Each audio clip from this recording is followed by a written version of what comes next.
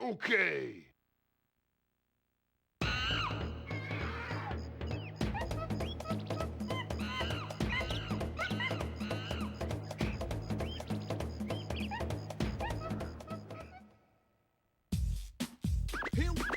Here we go. So the finally here. Performance for you. If you know the words, you can join in too. Put your hands together if you wanna clap. As we take you through this monkey rap. He's the leader of the bunch. You know him well. He's finally back to kick some tail. His coconut gun can fire in spurts. If he shoots ya, it's gonna hurt. He's bigger, faster, and stronger too. He's the first member of the DK crew. DK, Donkey Kong. DK, He's a hard style, so listen up to. She can shrink in size to suit her moves.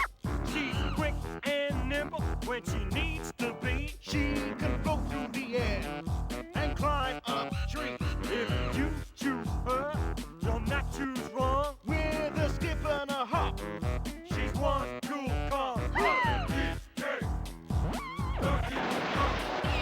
has no style, he has no grace.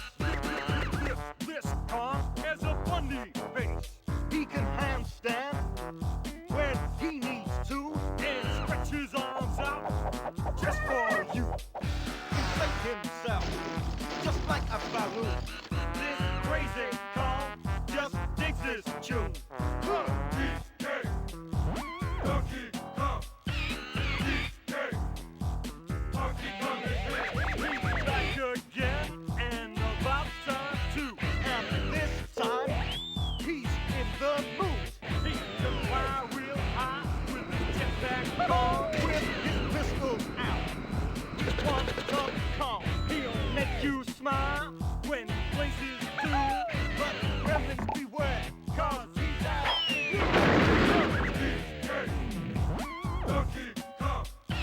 Finally, he's here for you. It's the last member of the DK crew.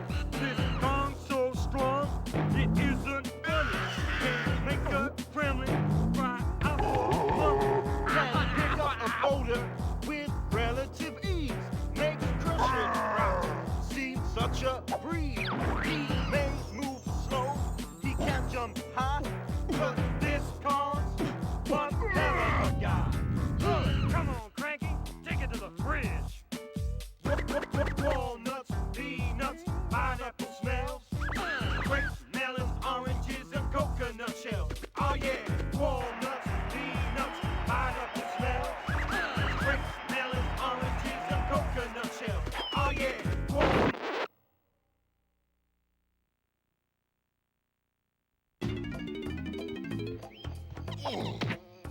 Well, good morning, good evening, good afternoon. The name's Defender, and welcome to Donkey Kong 64. Developed by Rare and released for the Nintendo 64 in 1999. Donkey Kong 64 marks his first, and now I can say, not only 3D adventure. Well, at least not right now, because Donkey Kong Bonanza has not released yet, but it will, so it's nice to say that this is not his only 3D adventure. But it was the only one that was developed by Rare. And to say that this game has a somewhat divisive opinion these days is an understatement, but, well, being the first video game I ever played, I can't help but love it. So those of you who have been here a while will know, hey, this isn't the first time that you've streamed Donkey Kong 64, and it's not. But, not only is it this game's 25th anniversary, so I feel like I have to do something for it, I wanted to do something a little different this time. So, the idea here is, well, I'm going to talk about pretty much every aspect of this game as I play through it. I'm going to give you, essentially, a multi-hour college course on why one guy on the internet loves this game. I'm a little nervous. I've not done something like this before, but I'm going to give it my best shot. I guess we could start with the mode selection screen right here. It's great. I mean, you just saw Rambi and a couple of naughties roll around on barrels. Yeah, there's like a bunch of different animations that happen in the main menu.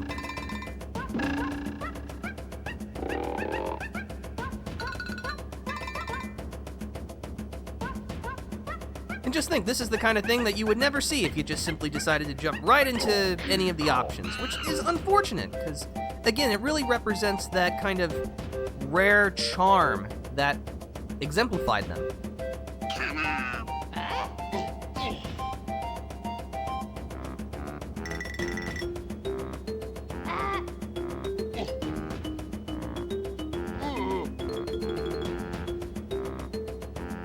But yeah, there's just something so, I don't know, cozy about this main menu. In fact, if we wait long enough, we should see like the other main thing.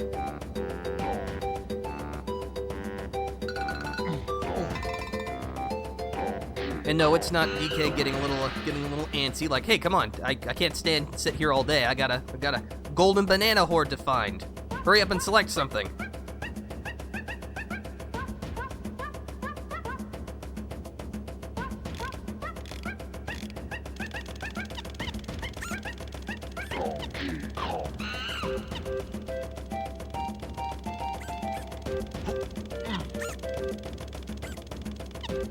Yeah, even DK's like, I don't know what's going on back there, but I'm sure it's cool.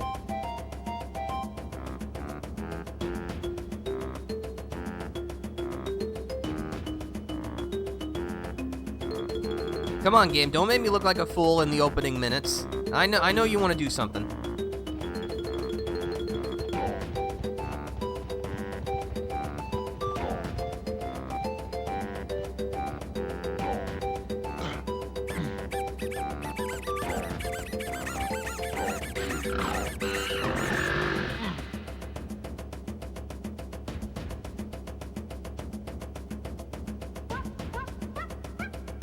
Maybe if I like move around on the main screen.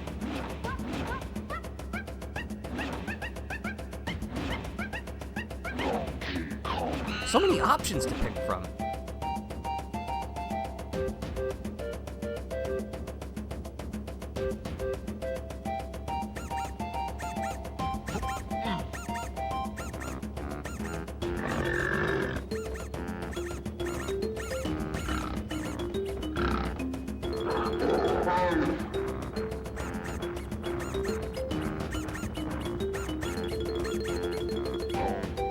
I think that little sequence we just saw was supposed to be like a reference to one of the like bonus screens in the arcade Pac-Man. I think it's the first one, where basically it shows Pac-Man first chasing a ghost, then another ghost, and then being chased by a big ghost.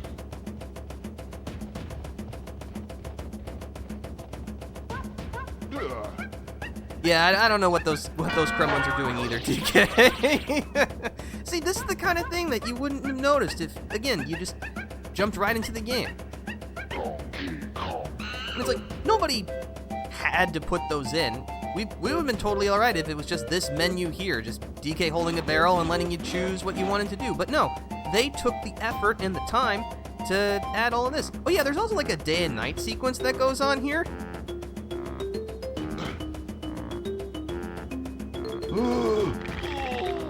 It's okay, DK, you can do it. Yeah, again, completely unnecessary, but they added it in anyway. It's so great, I love it.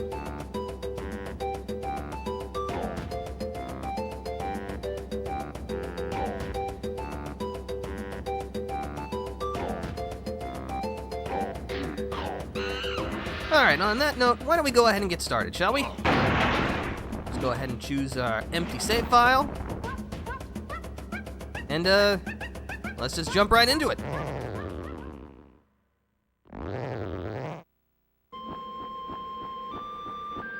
Get this nice opening cutscene.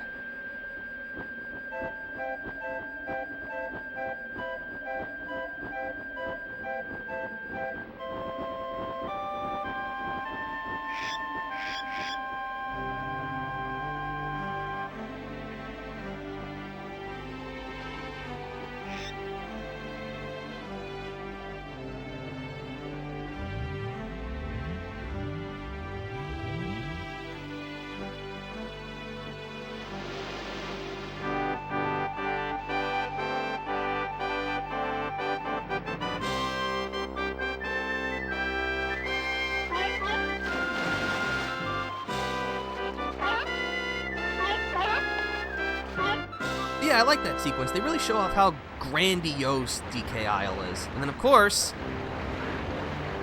you got Big Bad King K. Rool interfering.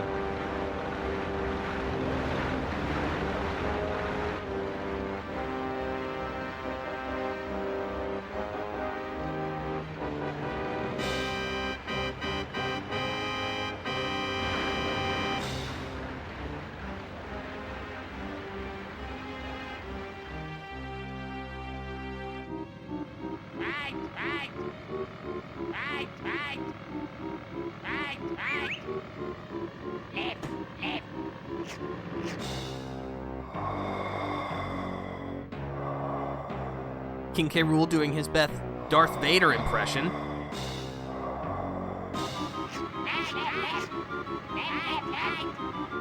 I've been waiting a long time for this moment. Soon Donkey Kong and his pretty little island will be no more.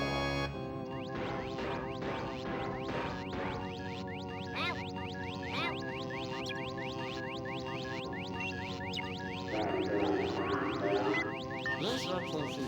And it sounds pretty great. No problems. Everything's fine.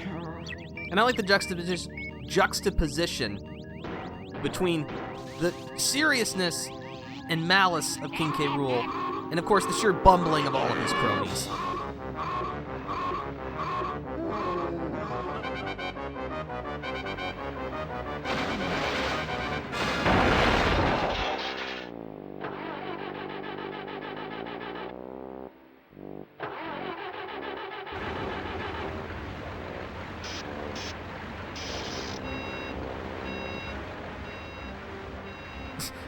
The reverse beeping. That's a funny gag. I like that. Again, it shows K. Rool's malice, but also still reinforces, you know, they're comedic in nature.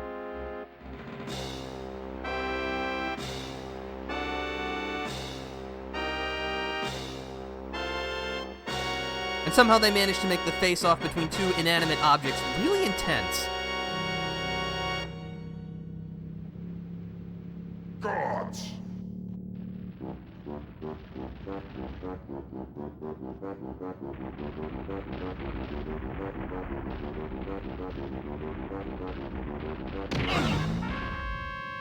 I want you to do everything in your power to keep Donkey Kong distracted. Steal that hoard of golden bananas he treasured so much, and take care of his pathetic friends. This time there can be no mistakes. Oh, Your Excellency, we've already taken care of business.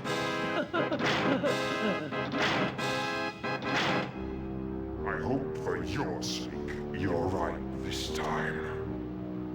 No. While you'll be busy looking for your precious golden bananas, flea-bitten friends, I'll be preparing my lizard-flavored surprise. And of course, we join the main monkey himself.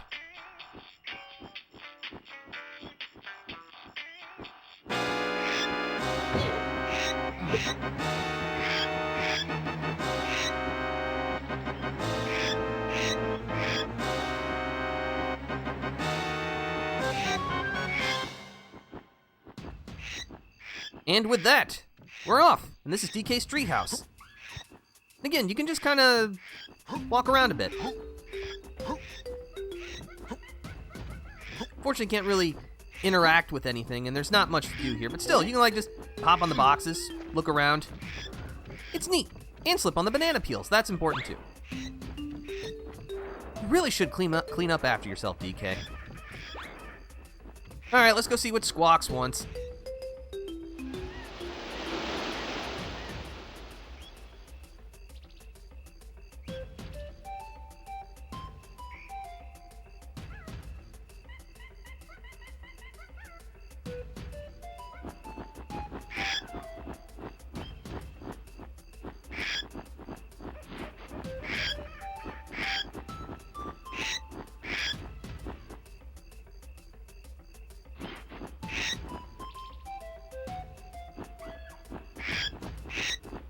Alright, so we're gonna go talk to Cranky and tell him that everything's ruined.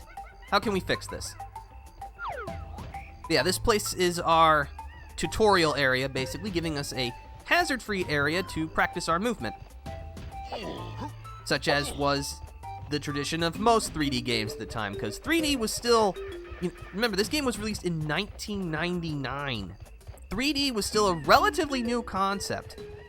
You know, Super Mario 64, the game touted as, like, the main game that gave us the blueprint for how to navigate a 3D world as well as a controllable 3D camera, only came out 3 years earlier. But yeah, if we head into this little cave here, we'll collect some banana coins, which we'll need to buy stuff. You may have also noticed that there was like a weird dirt mound in the center. We'll deal with that later, if I remember to come back.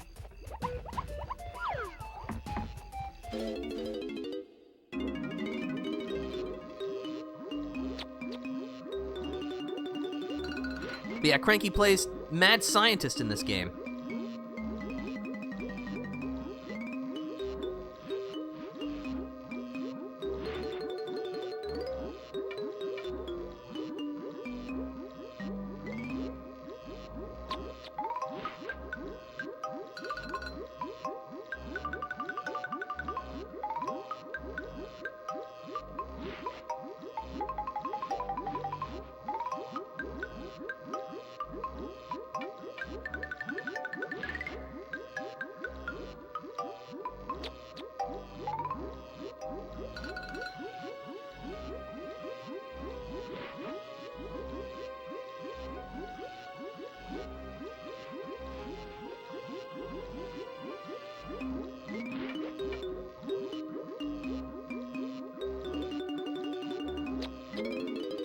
Alright, so we gotta prove ourselves that we're ready for the brand new 3D.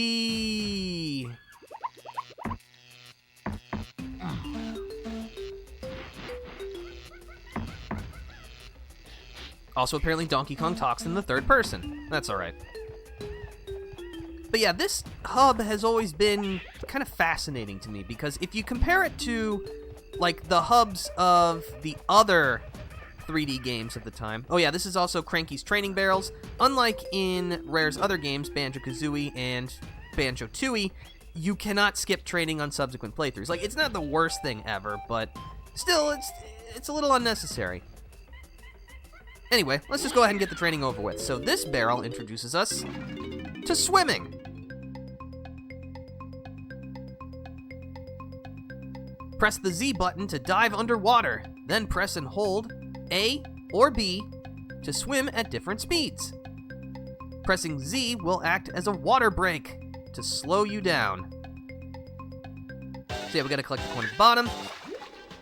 So yeah, thankfully, in keeping with other Donkey Kong games at the time, you can stay underwater indefinitely, which is a huge boon. But yeah, press and hold the A button to swim quickly, press the B button to swim slowly, press the Z button to hold yourself in place. Thank you, game. I appreciate the positive feedback.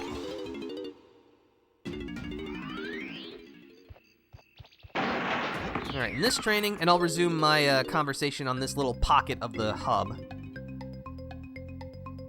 This teaches us about the wondrous properties of oranges. Pick up the oranges and hold Z, then press right C to throw them. Yeah, the oranges act as grenades.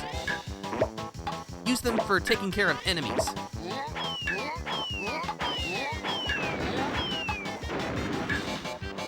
Well done! As you can see, they have a little bit of elasticity to them, meaning that they'll bounce on the ground and ricochet off of walls. You can also blow yourself up with them, so try not to do that.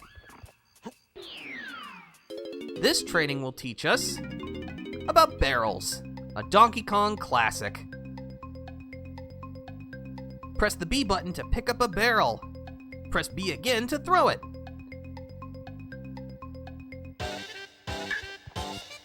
But yeah, barrels are actually a relatively underused mechanic. I think you only ever use it in this training room and in boss fights. But yeah, you can also jump while carrying barrels, and if you want, you can set it down by pressing the Z button.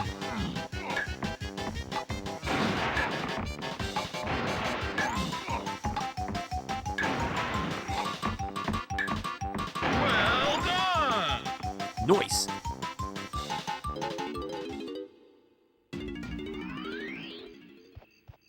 And finally, in this training,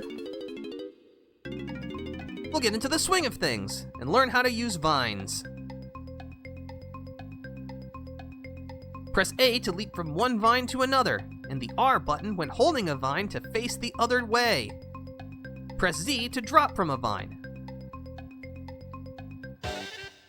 Yep, that's all there is to it. And just like how it worked in Donkey Kong Country, the vines will swing automatically, so it's just a matter of timing. Well done!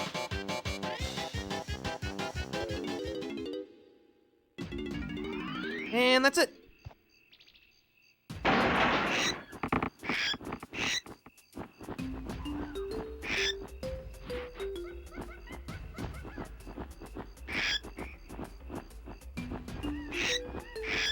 But yeah, as I was saying about this little pocket, most like hub worlds, especially of the time, definitely provided different moods and experiences. In Super Mario 64, you started on the castle grounds, which were completely silent, but a way that was free from enemies, no time limit. You could practice your acrobatics as much as you wanted. And then when you went into the castle, it was both a little scary at first, with Bowser's laugh, but then it became weirdly peaceful. The music, just kind of being able to explore the empty castle, it was an interesting mood. Banjo-Kazooie's Spiral Mountain is extremely jaunty. Even though your sister just got kidnapped by the witch Gruntilda, everything's gonna be fine. This is a bright cartoon world, you're a bright cartoon hero, go off and save the day. This one, at least for this little pocket, provides a very, mysterious and isolated kind of experience. Like, once we leave here, aside from, the dirt mound that we saw, we have no reason to come back here. It feels, it feels secluded from everything else. Like, this is almost like a separate pocket dimension, separate from everything else that's going on, which kind of makes sense. I don't know, it's just, it always really, even as a kid, kind of stuck out to me, like, what is this feeling it's trying to invoke in me? And it's both adventurous and mysterious. And I don't know, it feels like it stands apart from everything else of its time. Anyway, now that we've completed our training, Cranky will give us the goods. And by goods, I mean potions.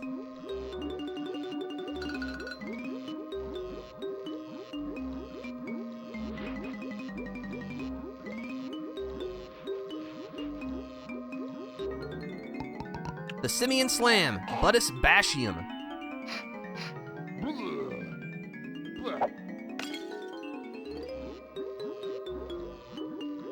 But yeah, now us and all the other Kongs we'll be controlling can now perform a ground pound equivalent. Jump with the A button, then press the Z button in midair to slam the ground.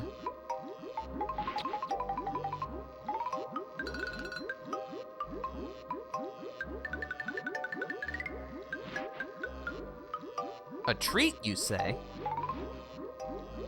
But yeah, we have to collect 15 banana medals, the first thing in a long list of things that we will need to collect.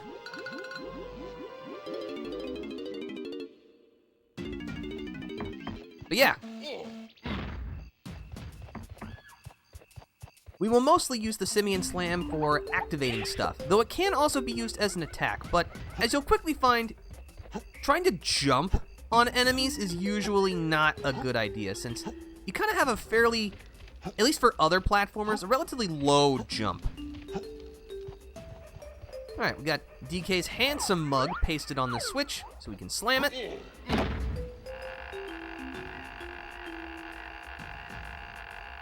And we're free to go.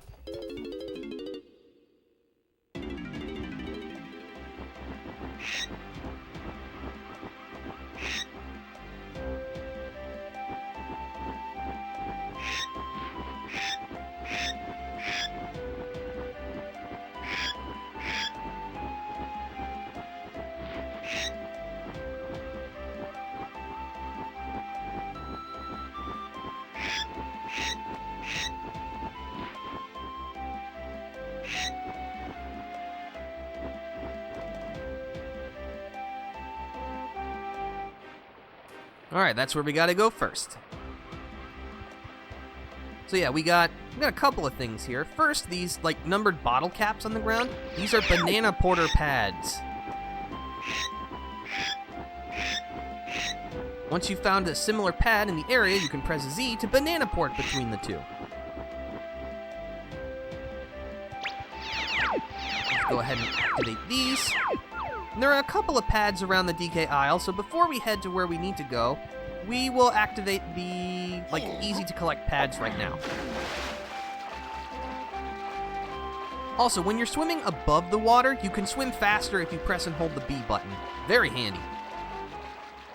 But yeah, the DK aisles are an interesting hub world. Again, the song is, like, not as jaunty as it was in Banjo-Kazooie. Again, it radiates a sense of pure adventure rather than, I don't know, whimsy and that kind of thing.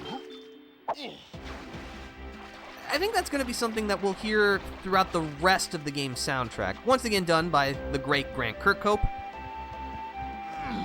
Again, it's a good soundtrack. It's a Grant Kirkhope soundtrack. Of course it's good. But, I don't know, I feel like it's less hummable, I guess it would be. It feels less melodic. Not that they don't have good melodies. Also, we activated the number 3 banana porter pad.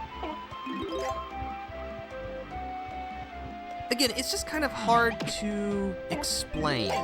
The soundtrack feels like it's going for much more of, like, ambiance and setting the mood rather than being something that you could, like, hum or whistle from memory. And I'm not saying that one is better or worse than the other. It's just different.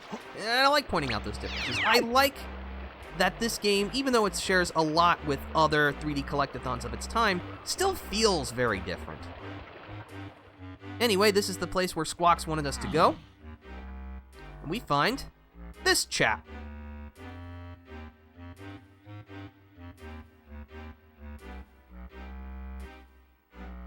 And his name is Kalumsy.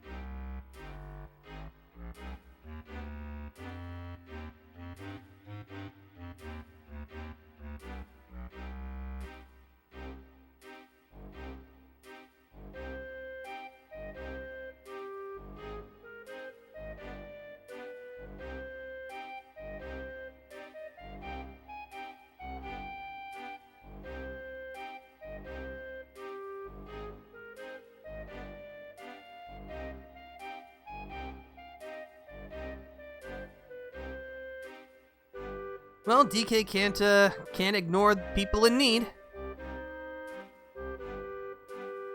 And this overjoys Kalumsy so much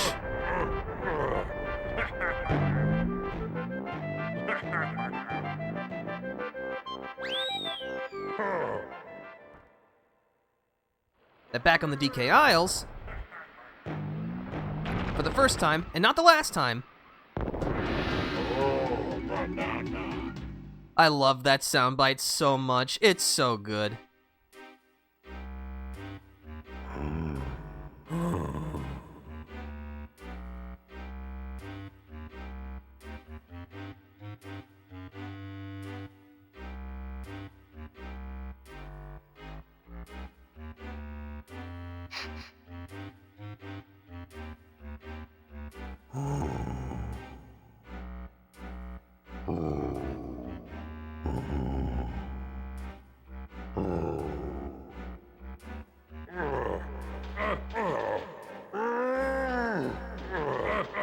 Don't worry, we're not even on speaking terms with K. Rool. We wouldn't tell a soul.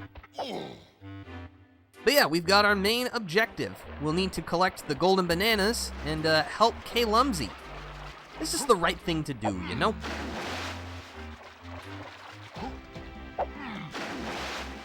But yeah, the "Oh Banana" soundbite, it's iconic. In fact, it's so iconic, they're reusing it, at least, well, not the exact same one, but they're using "Oh Banana" in Donkey Kong Bonanza. It'll be really interesting when I eventually play that game, you know, after I'm capable of scrounging up the money for a Switch 2. It'll be really interesting to compare like what's different and also what do they keep from Donkey Kong 64 in that game. But yeah, welcome to a hub room. And also a couple mysterious doors. And naughties. Oh. Hello. You wood block? B locker, huh?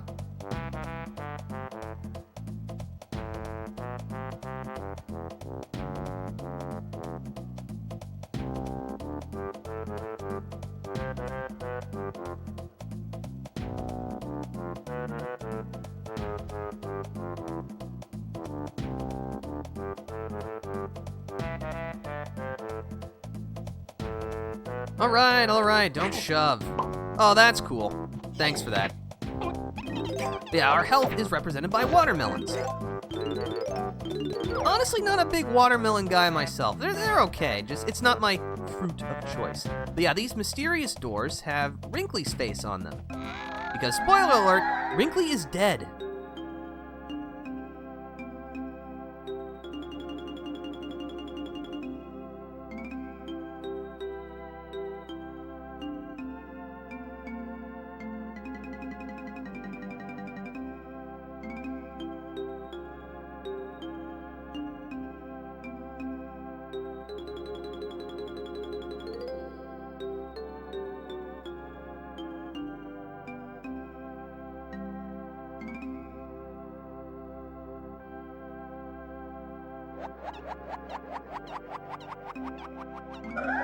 Yeah, Wrinkly will tell you the location of one of your golden bananas for the Kong whose color matches the door. So for Donkey Kong, let's see what we can get.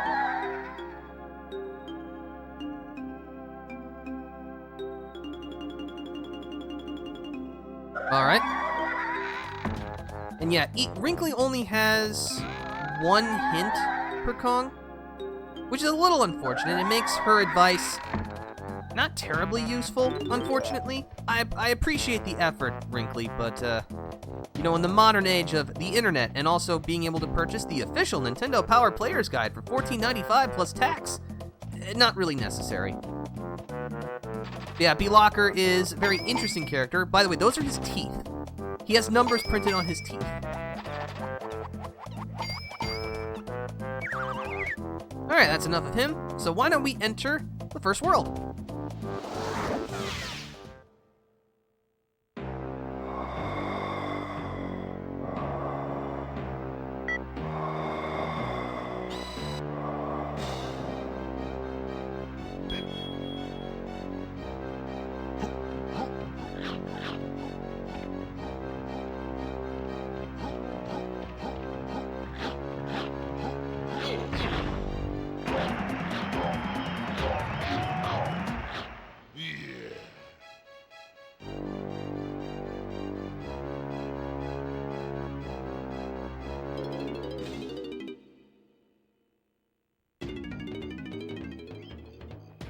Welcome to World 1, Jungle Japes.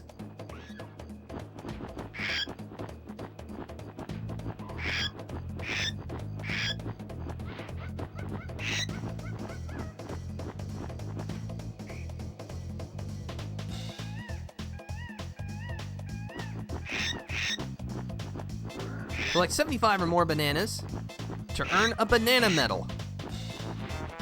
Now, didn't Cranky say he needed some of those? All right, well, that's how we'll collect them, I guess. Also, each world has its own set of banana porters to use. But yeah, Jungle Japes being the first world of the game makes a lot of sense. You know, it might be a new dimension, but it's old territory for Donkey Kong. Also, I love the pop sound for collecting bananas. I don't know, it's just so satisfying. It's like bubble wrap.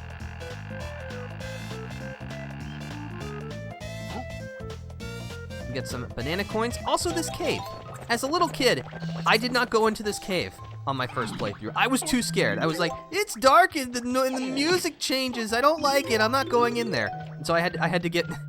I think I got my mother to walk me through the cave so I could get back out here, and then I could continue playing. Ah, it's bright and cheerful. It's safe out here.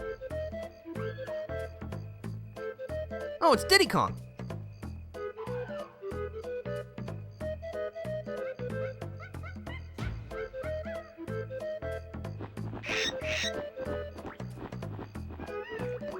So yeah, each stage has 25 golden bananas in them, but each Kong will only be able to collect 5 of them.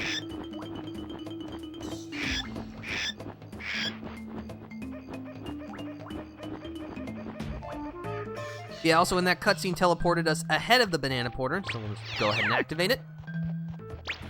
And, well, let's start wandering around a bit. Yeah, we got naughties, we got zingers, everyone's here. But yeah, bananas come in 3 varieties: single, bunches, and... ah, that one there. Balloons. Balloons are worth 10 bananas, but we'll need a certain item to be able to actually get them. But yeah, as you'll be able to quickly see, there is a lot of stuff to collect.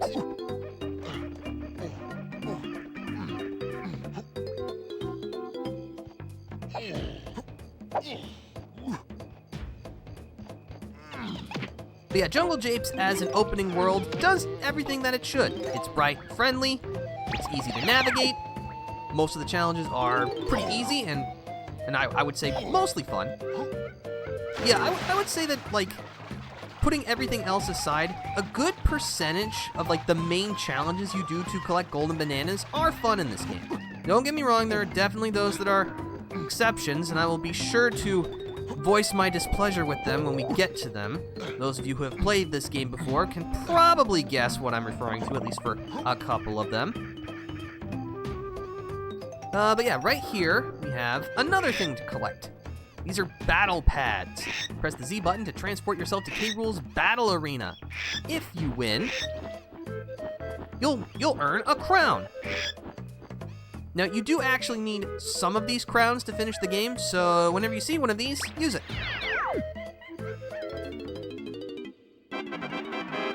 This is Beaver Brawl. If you just perform a backflip by crouching and then pressing A, and then perform a Simian Slam, you can use it to take out the naughties very easily. Just survive for the given time and you win. Also, I'm just gonna say, I think Donkey Kong 64 has, like, the greatest timer in all of video game history. I know, that's kind of a weird thing to say, but I did say I was gonna try and talk about everything in this game to just as much as possible. And, well, I like the timer. The sparkles traveling around it to indicate the seconds, the bright yellow and the thick red outline. It's a very distinctive timer. It's in my mind's eye whenever I think, oh, I'm under a time limit for whatever it is that I'm doing. That's always how I picture a timer looking. It's so distinct. I think I already said that, but yeah, it's so memorable. I love it. Anyway, welcome to Funky's store. He's gone from surfer dude to warmonger. Quite a character arc there. But yeah, the banana coin, but just like in previous Donkey Kong Country games, we'll have to use coins to pay our family to help us. Because even in the threat of total annihilation, there's some money to be made. But yeah, it's a shooter. 3 coins. And of course, it's time for everyone's favorite, coconut gun. Alright, now we're packing heat.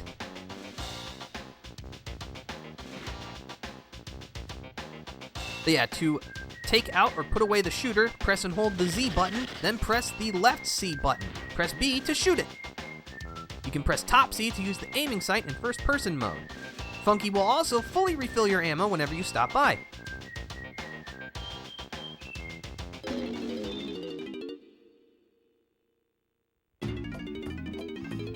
But yeah, now we can shoot coconuts at people. Sweet. In addition to the controls that Funky explained, you can press and hold the Z button to hold yourself in place and turn in a circle. Aim with top C. If you want to look around without using your crosshair, you can press... Well, actually, no, that's something else we can do later. But if you want a fast way to get into first person, when you're pulling out your weapon, if you double tap the left C button, you'll immediately enter first person. You can also do the same thing while in first person to go back to third person with no gun. Because yeah, if you just do it once, you're still in first person. Just something to consider.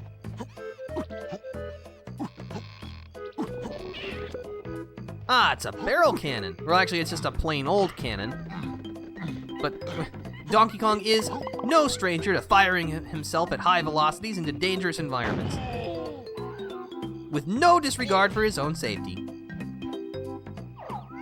Golden banana with a nice Nintendo 64 sticker on it. That makes me wonder if there was ever like an official promotion where like they teamed up with a brand like Dole or something like that and actually sold some bananas with a Nintendo 64 sticker on them just like those. That'd be cool. But yeah, now that we've talked to Diddy Kong, some coconut switches have opened up. These hopping little crates are ammo boxes. Each one holds 5 shots. We can only hold 50 shots right now, so no reason to pick them up at the moment.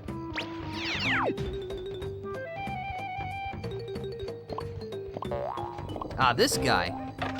We'll introduce him later once we actually have the thing he needs. But yeah, we can shoot the balloons now with the coconut gun to collect bananas.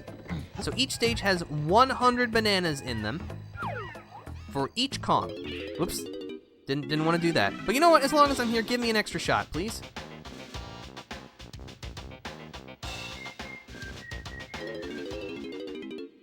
And no, I mistakenly backed into Funky Store. I'm not going to come back to him every time I use a single shot of my weapon. That would be a little excessive even for me.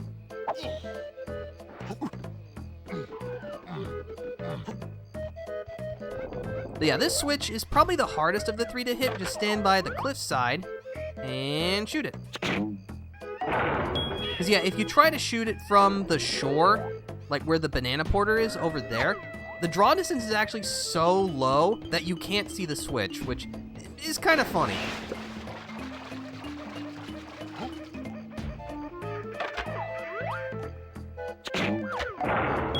Yeah, in terms of like its general concept, I like the shooters. I think it's a funny idea to like shoot coconuts or whatever other foodstuffs at enemies. It makes sense. And I think they do enough with it that it's mechanically interesting. But yeah, now we free Diddy Kong. So he can help us by collecting red bananas and also his portion of the golden bananas.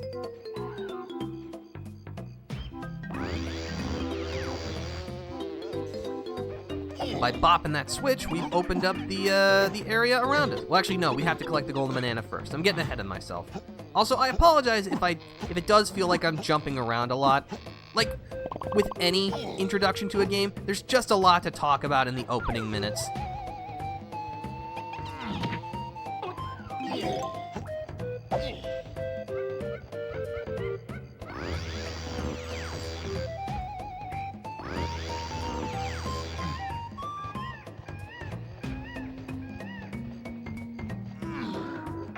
And that's golden banana number 2. Well, 3rd total, 2nd in this world.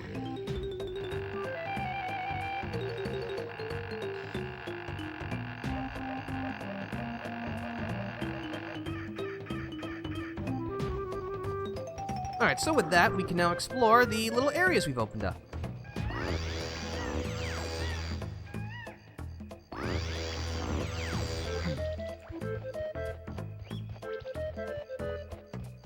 Also, I do apologize for, like, the slowdown that you're seeing. The N64 was not known for having a solid frame rate, but that just proves that this is the authentic Donkey Kong experience, and I'm playing it on my original N64. I still have my cool, like, translucent green Nintendo 64, which just looks awesome.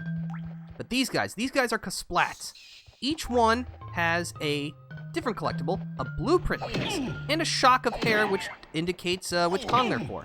So we just gotta beat them up real good.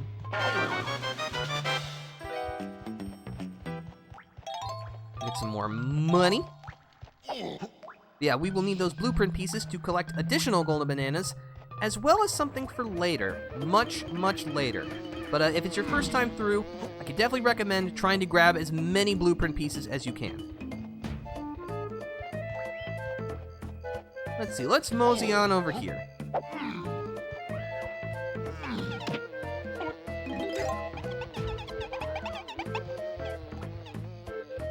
Yeah, this is a red Kasplat, so this is Diddy's. Even though we can defeat him as a different Kong, we will not be able to pick up the blueprint unless we are the correct Kong, so that's something worth considering.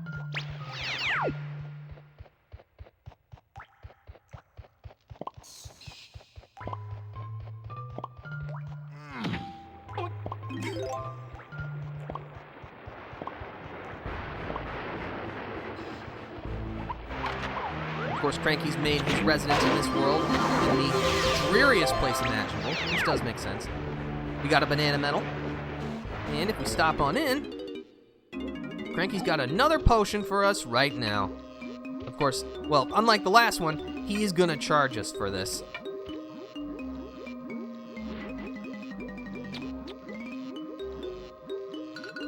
Alright, here it is. The Baboon Blast, Barrelum Perilous. And again, the Latin description of the move is totally unnecessary, but it's such a rare touch. It was that willingness to go the extra mile, whether it's just for a detail or just a little bit of comedy, that really set Rare apart back in the day. But yeah, we can now use the Donkey Kong pads to launch yourself into a barrel blast course. Just stand on a pad and press the Z button. Then you can press Z while in the cannon to fire yourself.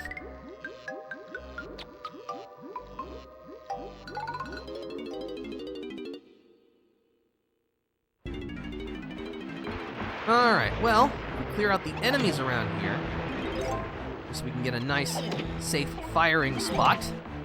We'll crack open this gate.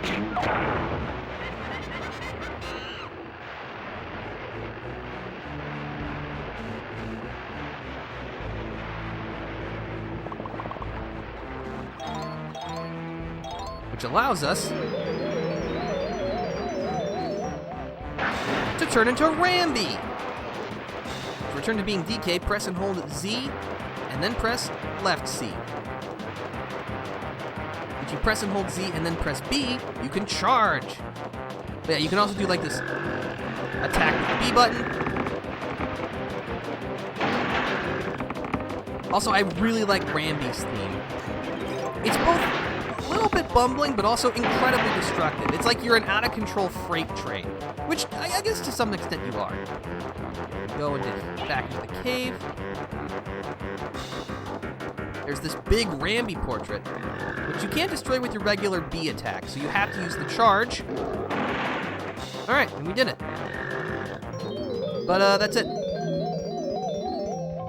We have no need for Rambi anymore, and we will not be seeing him again until much, much, much later. Yeah, having knocked down the huts. One of these should have DK's cheery mug plastered on it. There it is.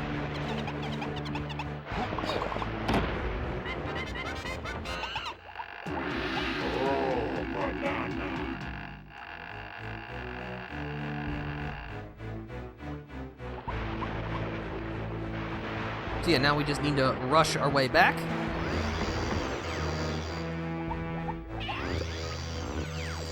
Thankfully, this one doesn't have a time limit. The others will not be so kind.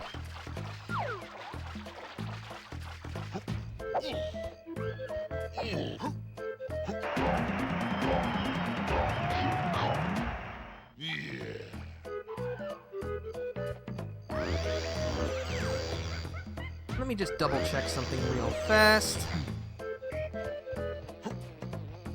But yeah, like most first worlds, Jungle Japes is not very big. You can get where you need to go very quickly and easily.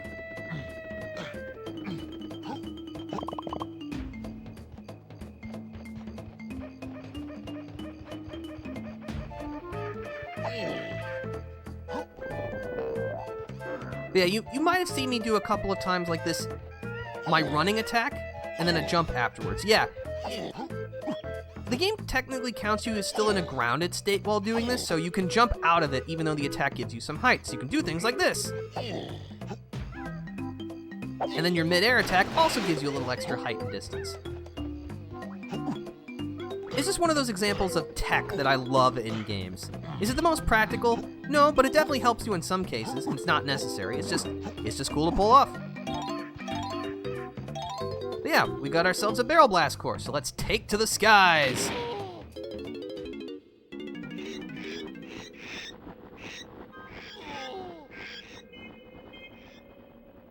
And of course, there's also some stuff to collect along the way.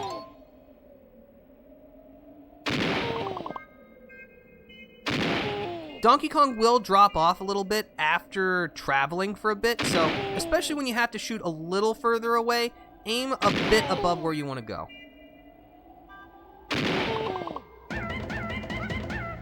Got all the bananas, which is good.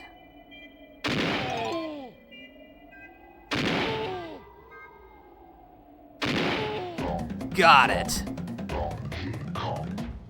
Huh, I guess 25 years of playing this game has finally paid off. Alright, so we've got...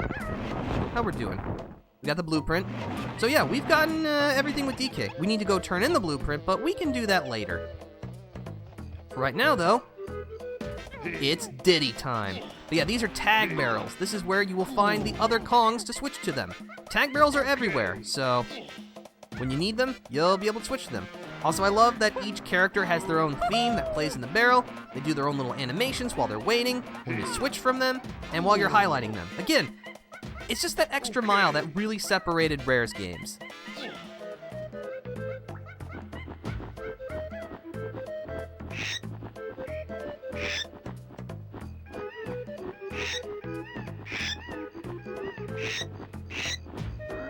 Alright, but yeah, now we're Diddy Kong.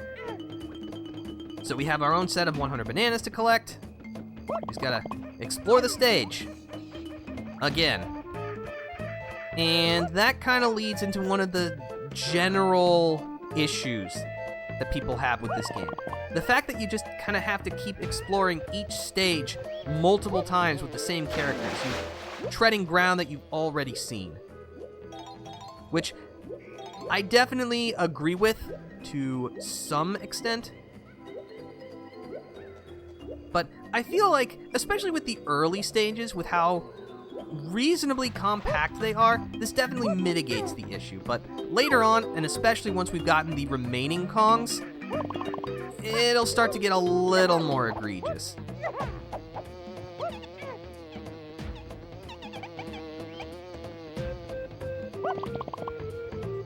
See, right now we are in need of a bit more money so that we can purchase Diddy Kong's upgrades. And yeah, each Kong has their own money, which honestly is not something that will really matter once we get later on. We've got Diddy's blueprint. And now that I have 6 coins, I can purchase all of Diddy's upgrades. Because yeah, there's one specific mechanic that will essentially trivialize the need for having to seek out money, as well as one other thing.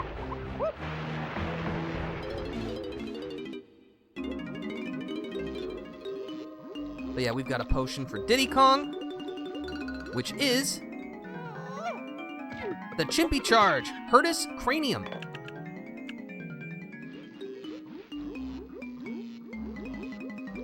Press and hold the Z button, then press B to shoulder tackle stuff. Unfortunately, its use is relatively limited. We're only going to be using it to, like, push buttons. It can be used as an attack, but it's pretty unwieldy. Because, yeah, you can see, like, the brief bit of wind-up that it has, which makes it really not that useful when you got someone trying to bear down on you.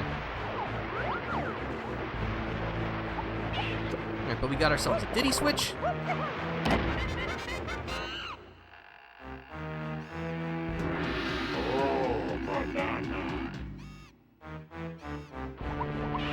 This time we got a time limit.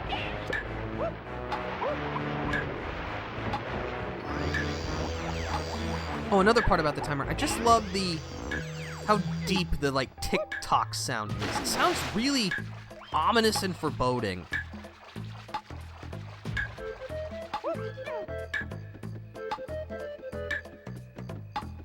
Oh, I don't think I mentioned this as well. Just like with swimming, when you're climbing, you can press and hold the B button to climb faster.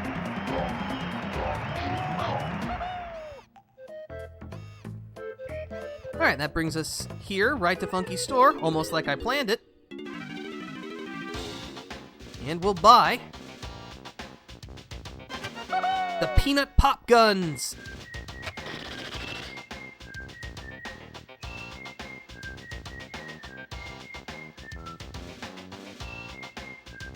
Funky will give us the same explanation as before, which we don't need, because we're awesome. Alright, and now we can start looking around. So first things first, let's go back down here.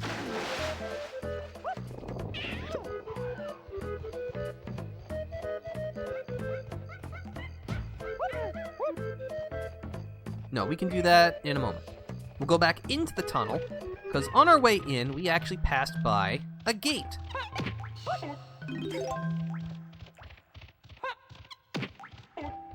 With peanut switches. Thankfully, now that we're Diddy Kong,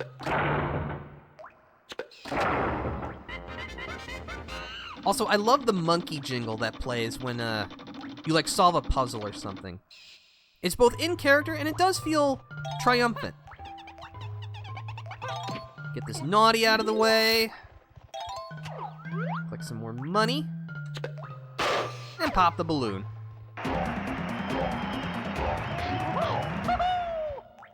Man, this is going swimmingly.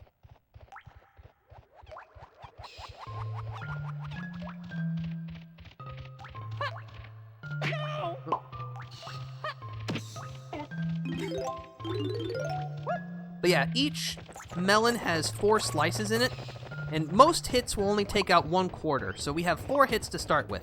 We will be able to extend our health meter, and some enemies can deal more damage. But yeah, that's another problem. Health is not really much of an issue in this game. For one thing, there are no lives, so dying only like sends you back to the start of the sub area if it's like somewhere in the stage, or back to the world entrance portal, which is more annoying than anything else.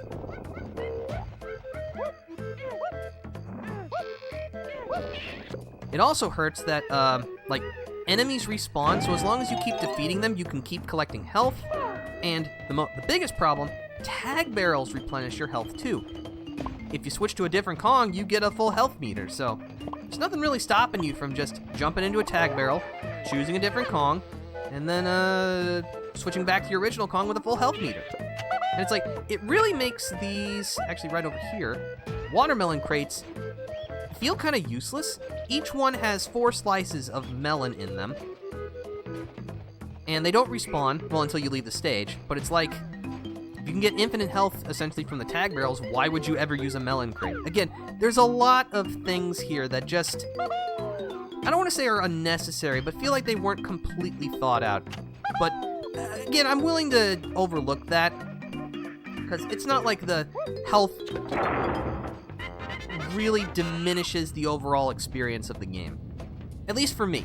For some people, it'll be like, no, this is unacceptable, I can't allow this. And they're not necessarily wrong for thinking that, or having the game affect them that way. Oh yeah, also you can double jump with Diddy Kong by pressing A again when you land. Timing's kind of finicky though. But yeah, we're now here inside this tower.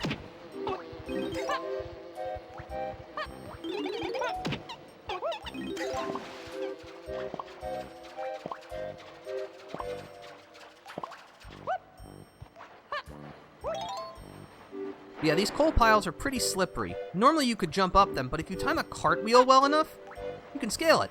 It's pretty nice.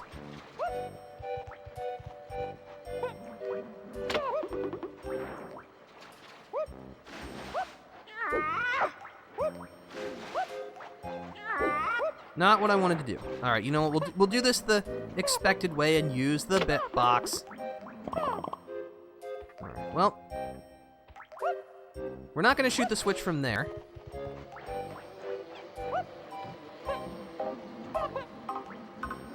Instead, we'll shoot it from over here. Also, if you want to aim slower while you're in first person, press and hold the Z button.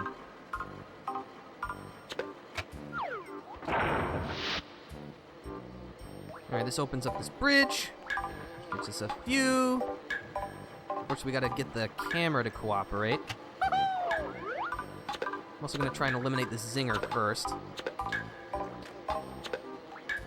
Oh, forget it. Alright. Slam the switch.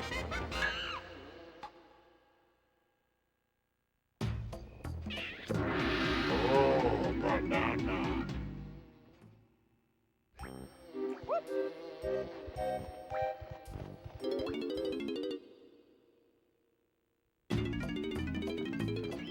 Alright, now let's quickly climb up before the path disappears. Collecting this golden banana also reveals a banana porter pad. Yet completing some tasks will reveal banana porter pads. We won't be able to do anything with this yet, but it will help us later.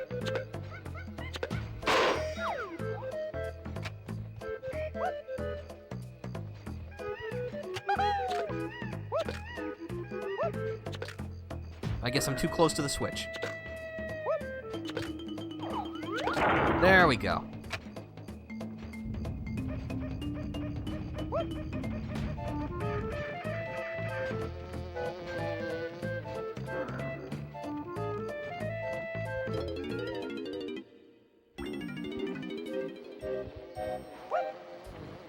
I'll restock on ammo.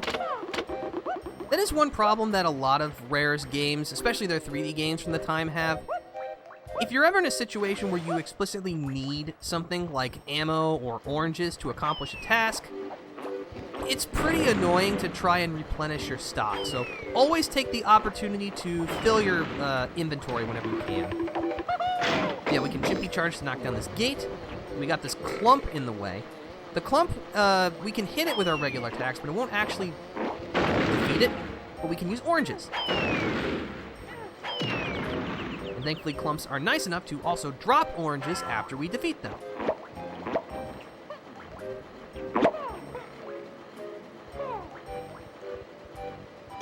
Get this coin back here. Now, if we charge the low switch,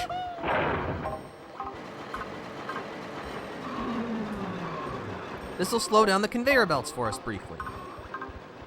And now we'll have to move fast. Slam this switch.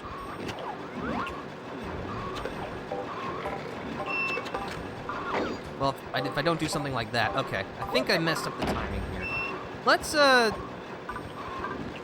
this is putting too much unnecessary pressure on myself. Let's grab the stuff here first. Nice. Unless maybe I can somehow clutch this out.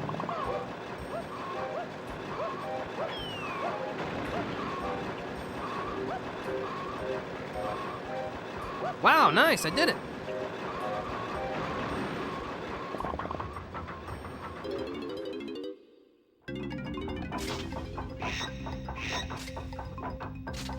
It's a minecart sequence!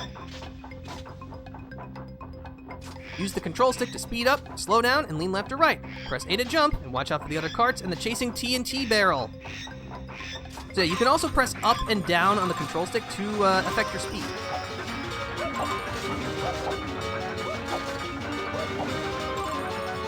This is a great sequence. Also, you can look behind you if you press and hold the R button, which you can use to see the TNT barrel that's slowly gaining on you, so don't dawdle. Again, I'm not sure why the game never tells you that you can look backwards.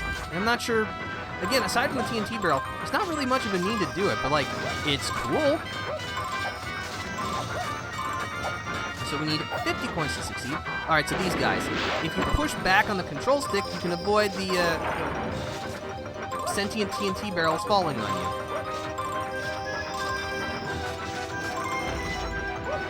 Oh, that's terrifying.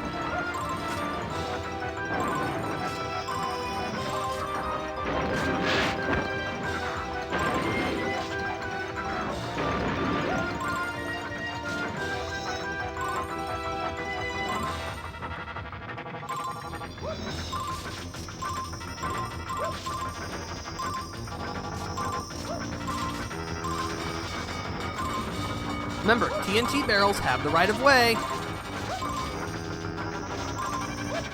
Another scary demon crocodile head. You love to see it. Actually, no, I don't. Please get it away from me.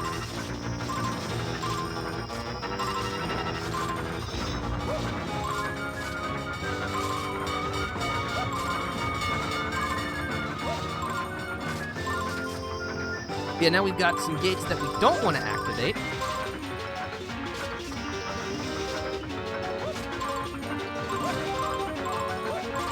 $79 coins! That's pretty good.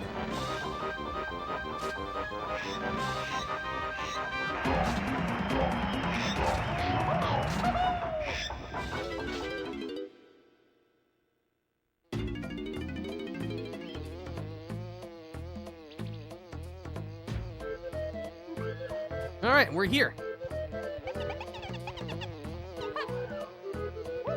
I thought I could cheese it for a moment, but that's okay. Stay here. We can hit this peanut switch.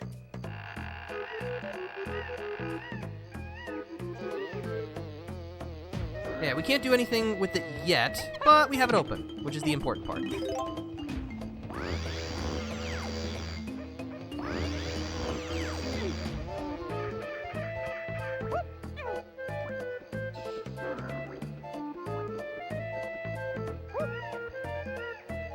Now, I'm missing 10 bananas. This stage is not very big. And of course, it's going to annoy me to no end until I find them, so I'm going to do just a quick sweep of the area, which this, unfortunately, does also lead into one of the other problems.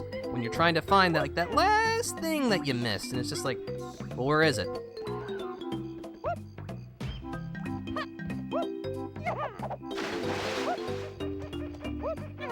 I'm pretty sure I already climbed these trees.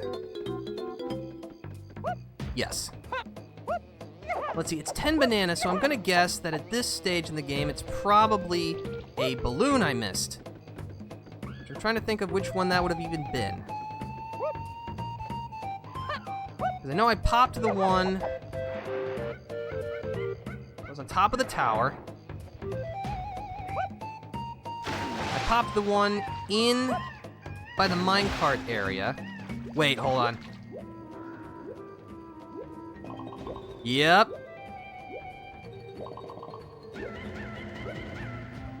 Again, not sure why you would ever need to look there. But, I guess we just come by here naturally?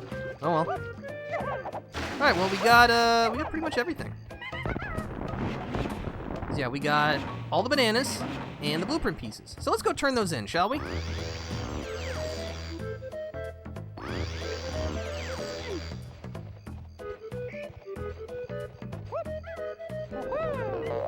And this is where this guy comes in. This is Snide's headquarters.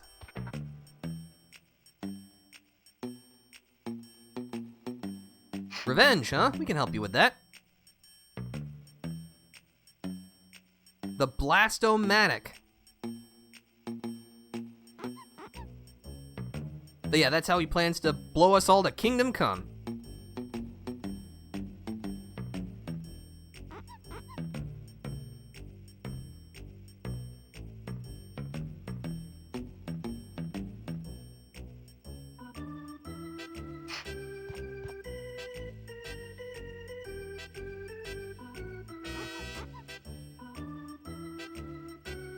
But yeah, this is what the blueprint pieces are for. We'll need them to help stop the Blast-O-Matic.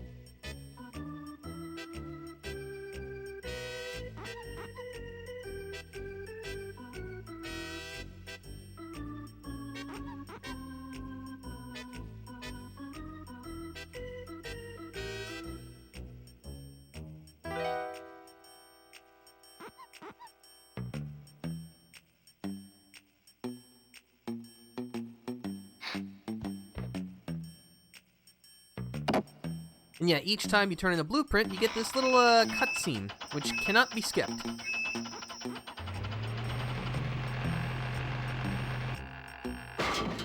I like the Rube Goldberg approach, but the inability to skip the cutscene really does mean that if you come with each Kong individually, it can kind of take a while to get all of your golden bananas. Yeah, we can check our blueprint. It's not much, but it's a start.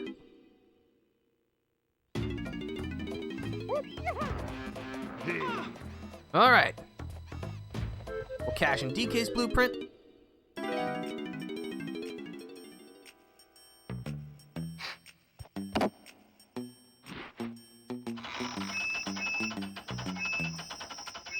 Good time for a water break.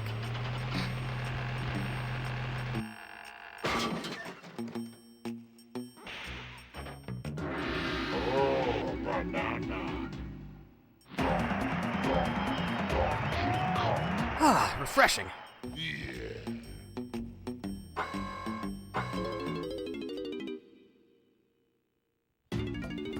All right, so we've taken care of most of our business. So let's look for one of those portals that Squawks had mentioned to us before. We actually have a pretty good one we can go to.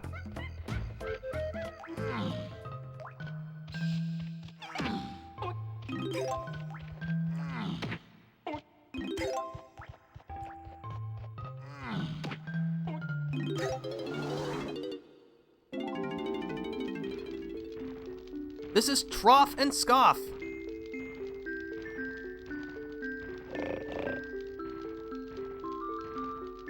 So yeah, Trough is the pig, Scoff is the hippo. Yeah, these are what the bananas are for, in addition to the banana medals.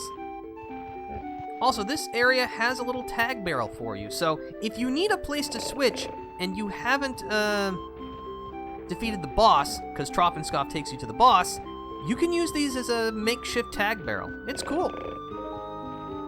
But yeah, we only need 60 bananas to get our way in for the first boss, so we'll just stand on this pad.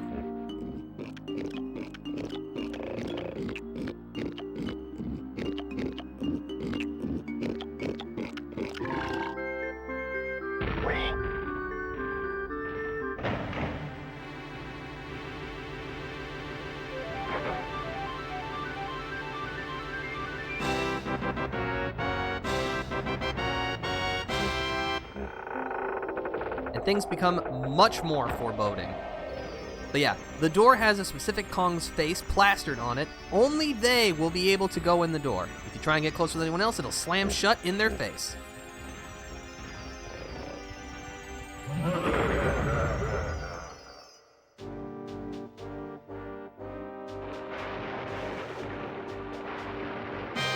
But this is our first boss, Armadillo.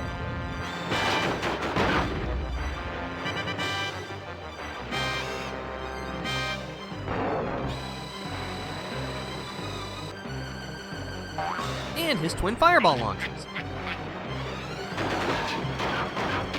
So yeah, to start off, just run back and forth to avoid being torched. And after a while, Armadillo will poke his head out and taunt you. Grab the TNT barrel and toss it in his face. Unlike that. There we go.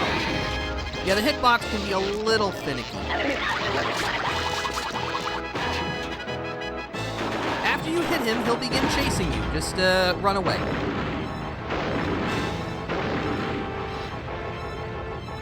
Also, in boss fights, you have two different cameras. The kind of fixed camera, indicated by the camera icon at the bottom right, which focuses on the boss. If you want to put the camera more, like, behind your palm, press R to disable it. As you can see, not really that useful in this fight.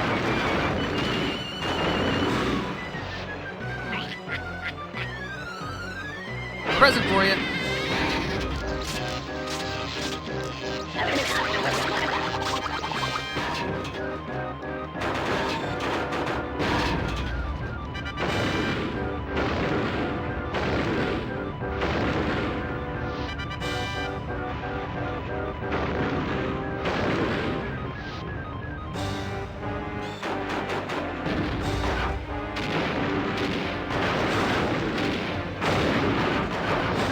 For a first boss fight, I think Armadillo's pretty good. I don't think he's my favorite boss fight in this game, but if I had to give it like a rating scale, it was probably like a B fight.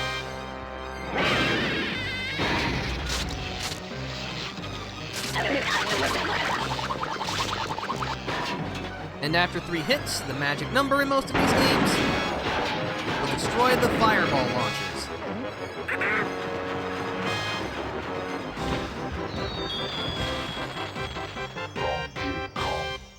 And for your efforts,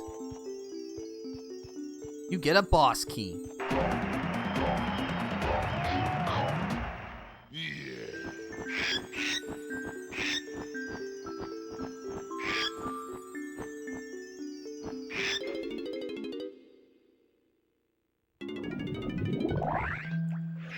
After you defeat the boss, the Trough and Scoff portal will disappear. Not just the one you used, but all of them in the world. But with that, we've defeated the boss, and we've collected everything we can so far in Jungle Gyms. No reason to stay here for now.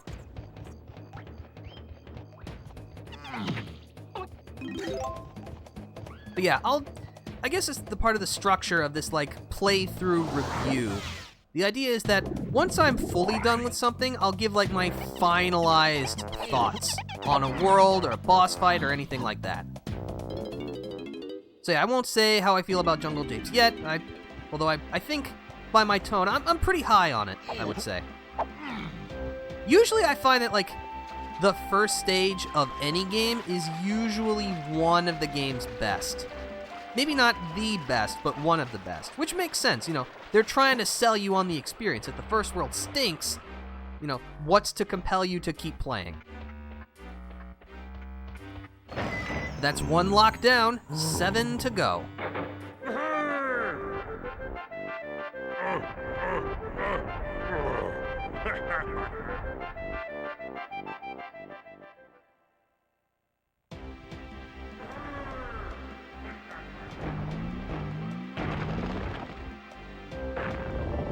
That opens a new world for us.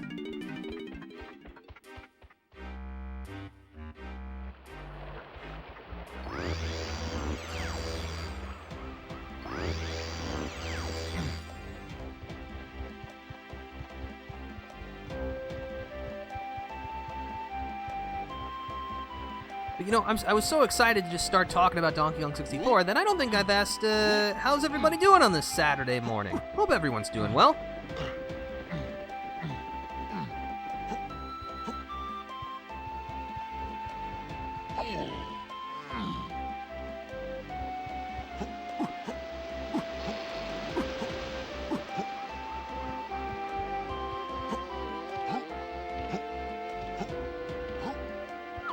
Yeah, we found this neat banana porter and the entrance to World 2.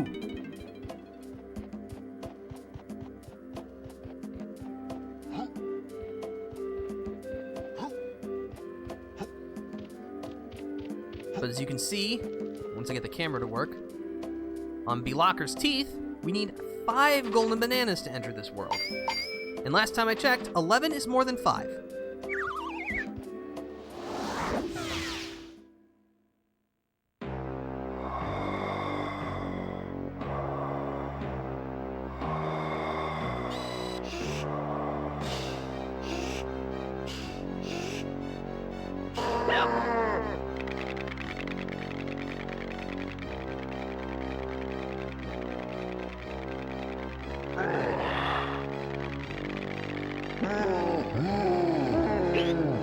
Man, K. Rool needs some clear eye. Like, K. Rool has always had, like, one inflamed eye as part of his design, but here it's, like, almost demonic. Welcome to Angry Aztec, World 2. But yeah, ancient deserted ruins, definitely in line with Donkey Kong. I will say, that is one general praise I will give to every world in this game. They all fit, at least at some point, in the Donkey Kong Country aesthetic. Like, none of the world ideas that we'll see come out of left field.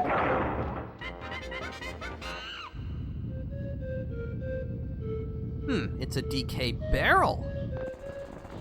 We might be able to do something with that eventually.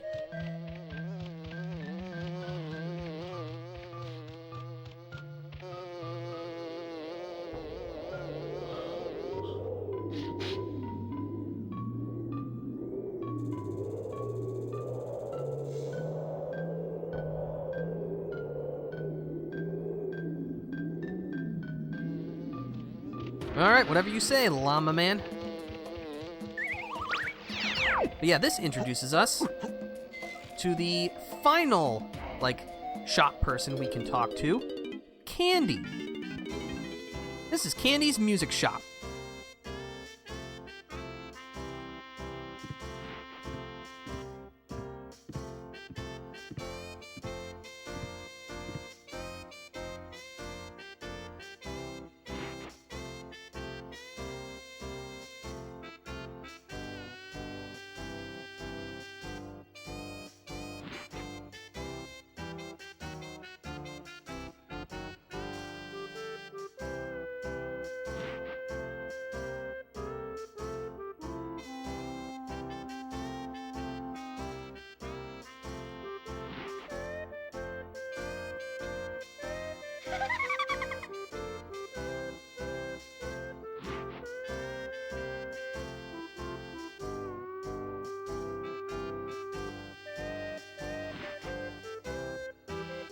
Alright, so yeah, we'll buy a musical instrument. The Bongo Blast.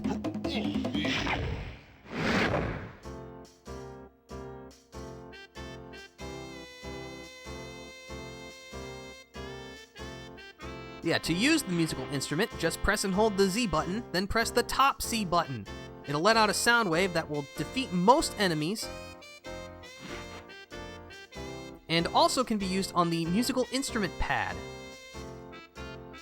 Yeah, there are also headphone pickups that you can use to replenish your music power. You can also stop by Candy's shop to get more energy when you need it. We've also gotten an extra melon, so now we have 8 hits.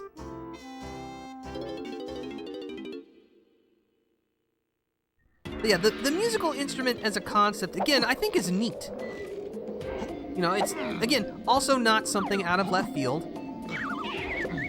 You know, both Diddy Kong and Dixie Kong used musical instruments when they finished stages and got the, bonus reward in Donkey Kong Country 2. But I'm not really sure how much I like their implementation here. Just because it is a screen wipe, essentially, defeating pretty much any enemy you can think of. But it kind of stops you in place, takes a little time to activate, and it just feels... I don't know, it just feels overall like another glorious key to activate switches kind of thing.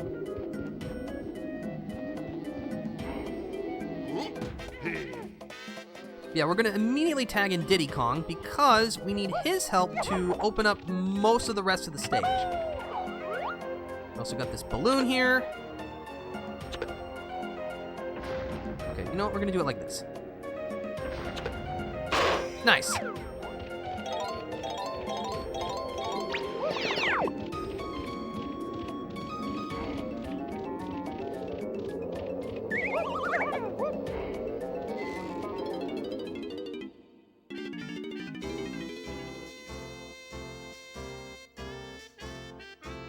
Diddy's instrument of choice is the guitar gazump.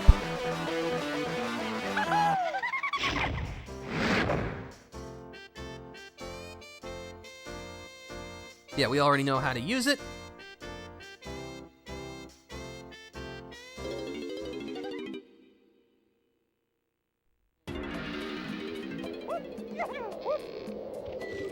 But yeah, I guess this is the game's way of gaining, hey, you absolutely need to have rescued Diddy Kong before you can continue. Which makes sense.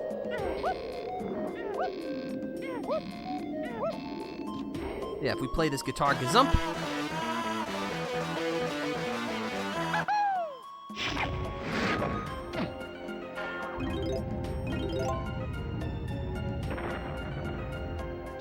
That opens up the rest of the stage for us.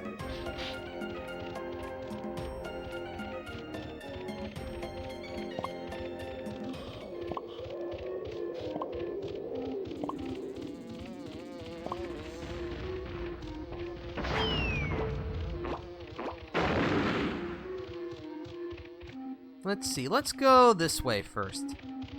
With the mysterious weird faces on the wall. And also lots of deadly quicksand. Thankfully the quicksand won't kill you instantly, but it will damage you. And as you might have seen, even though well, like that, yeah, this game has some really nasty knockback when you take damage. It's not going to be much of a problem now, but later on, you might see me fall off of a cliff or something worse happen to me when I take damage. But we've got a new potion for Diddy Kong.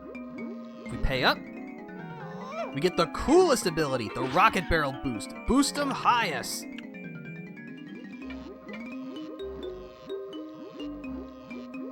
So yeah, jump into a Diddy Barrel to use the Jet Barrel. But yeah, most barrel moves will use Crystal Coconuts, which is a limited resource. Press and hold the A button to thrust. Hold the Z button to hover in place, and press the B button to fire your pop guns. But yeah, the Rocket Barrel has kind of become one of Diddy's staples. You know, it's rare to see him, especially in games these days, to not have some reference to it. Yeah, we're going to switch back to DK while we're here so that we can pick up his potion. And also these balloons!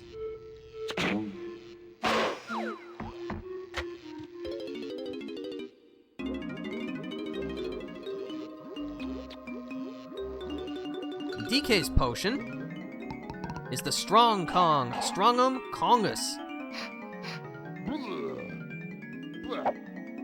Think of all that glass that's being destroyed. Cranky has to replace that, you know. But yeah, if you jump into a DK barrel, he'll become temporarily invincible, as long as you have Crystal Coconuts.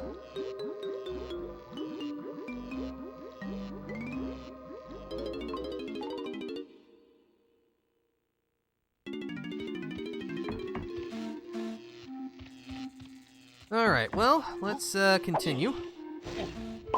As I get hurt.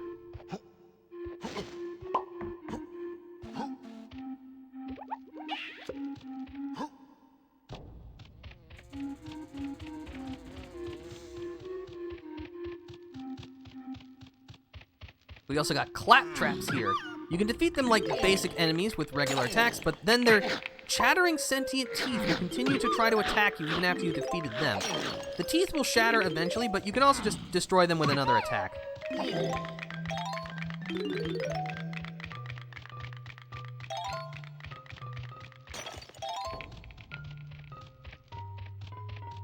There's some Diddy coins over there.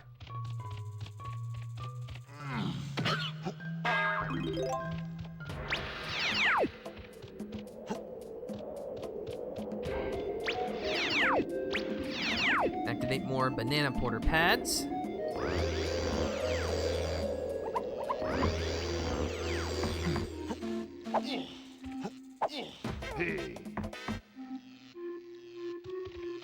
But yeah, I will say it's usually, from my experience, it's a better strategy to, like, divide each stage into a pocket and try to take care of all of the activities in that pocket with all of the Kongs first, instead of, like, actively exploring each stage as just that Kong.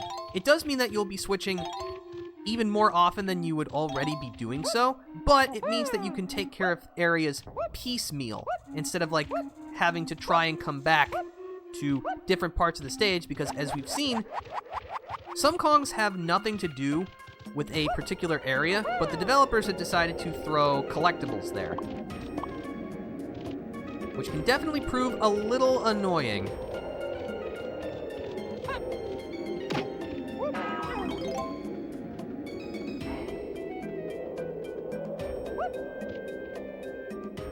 Let's see, how do I want to go about things?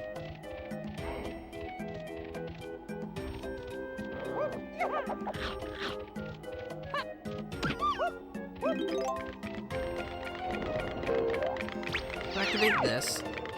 Thanks to the Trovenskov portal here. Well, actually, I think there was a tag barrel right outside, but this will help show my point. We'll switch back to Donkey Kong.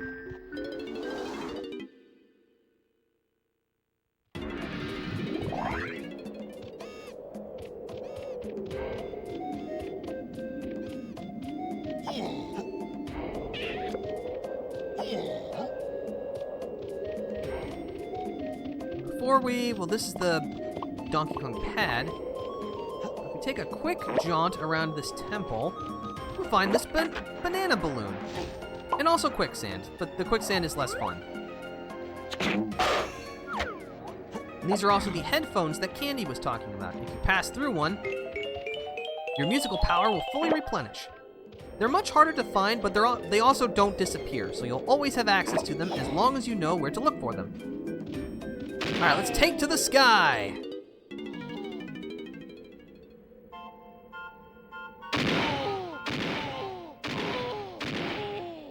And as you can see, some barrel cannons will launch you automatically once you enter into them.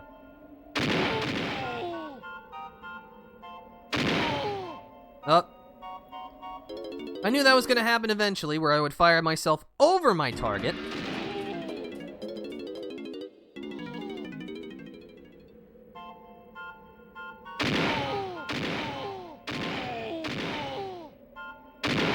That's not going to work, yep.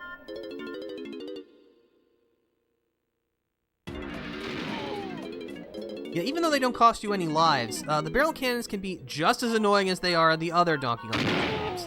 I guess it's nice to know that some things never do change.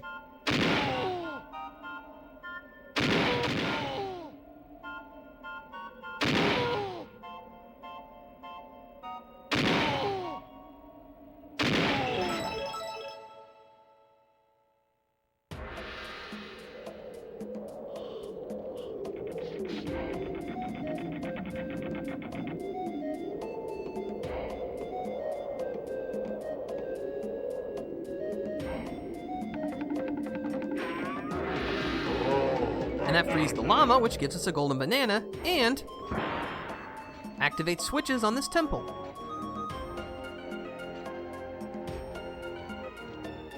We're not going to go into the temple just yet. Instead, we're going to backtrack to pick up that golden banana, and then we're going to switch to Diddy Kong for something.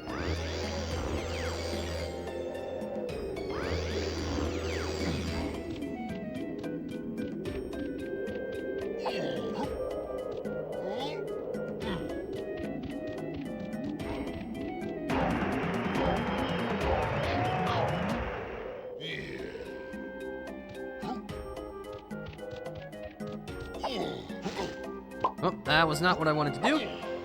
But that's okay, just get my health back in the tag barrel. Who cares about playing smart?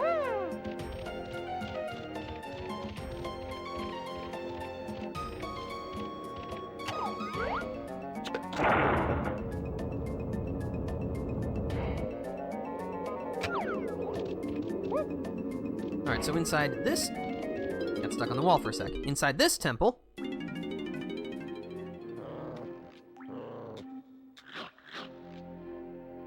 It's Tiny Kong!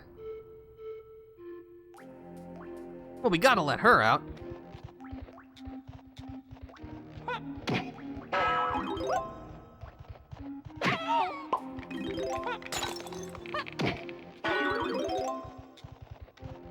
Alright, let's smack this switch. And we get these weird tongue platforms.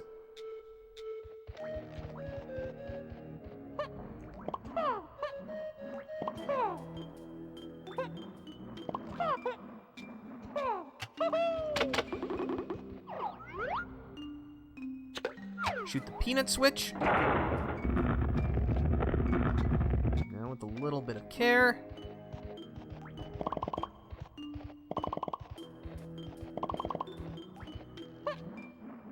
There we go. Play on a rocking guitar solo.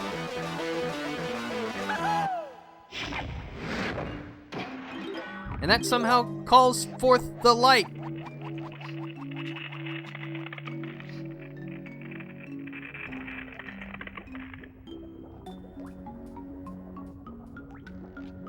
Which thaws the ice, allowing us to dive into the water. Also, I like that you can still see the steam coming from the water's surface. That'll disappear eventually, but still, that's a nice touch.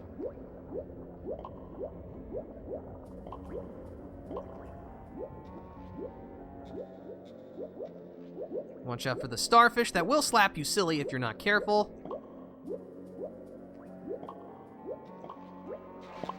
All right. There's some coins over here. You know what?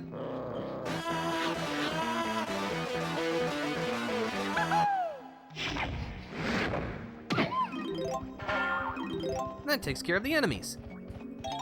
Yeah, we'll need the Chimpy charge to push this switch.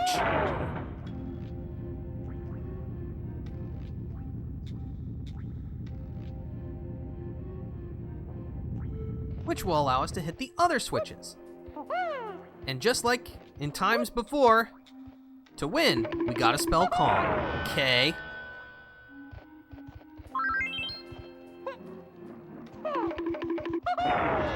O.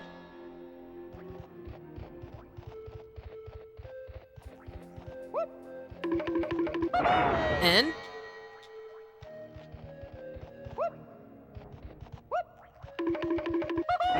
G.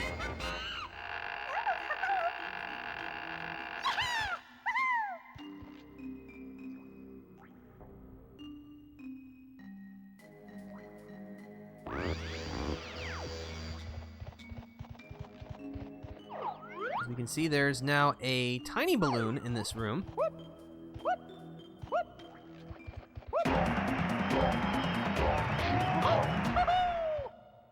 Hello, genre. We're glad to have you here. Hope your Saturday's going well. You just joined us for some monkey business. Yuck, yuck, yuck, yuck, yuck.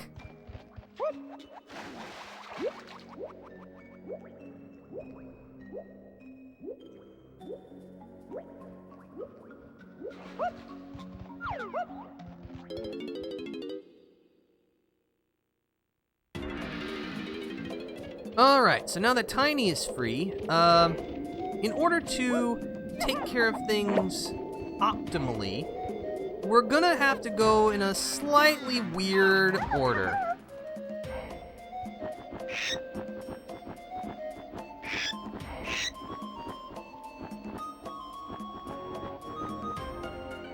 So yeah, we'll need Tiny Kong immediately, and we will need to purchase something.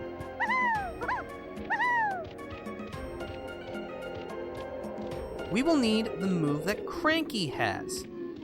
Not necessarily, well, we will need it for, oh, we also have Tiny's Kasplat here. Let's take you out, shall we?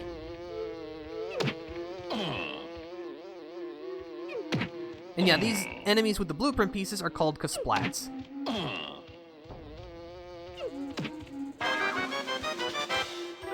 Got it.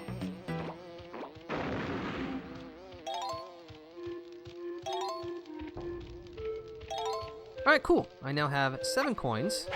Which is exactly what I need. Technically, I only need 3, but we'll need as much money as we can get. Because who doesn't like picking up money? Not anyone I would like to hang out with, that's for sure.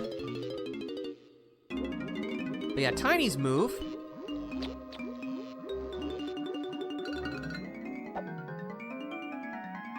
is the Mini Monkey, Kongum Smallus.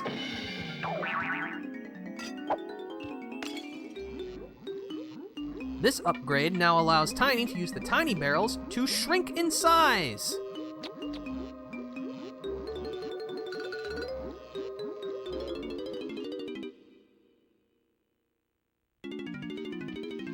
Alright. Now...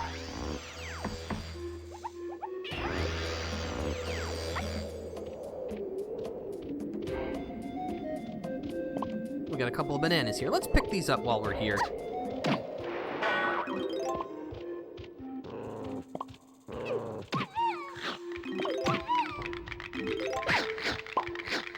Darn claptraps.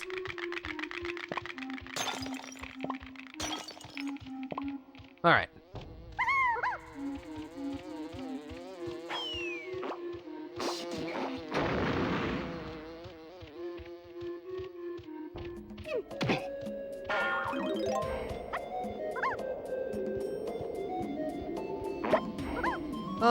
Let's see, should I... Actually, you know what? Before we leave, we're not going to pick up Tiny's instrument. We will, however, pick up her shooter.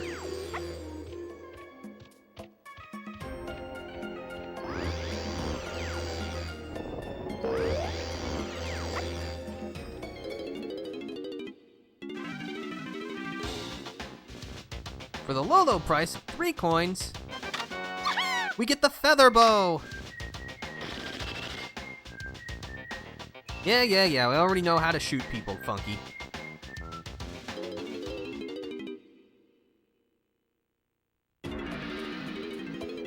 Alright, but with that, it's not good. I'm grateful for something outside of myself to focus on. I hope you're doing alright. I'm sorry to hear that you're not doing so well, but yeah. Hopefully I can help. But yeah, we're gonna exit the level. Because we will need Tiny's help to unlock one of the, basic mechanics of the game. And the sooner we unlock it, the better.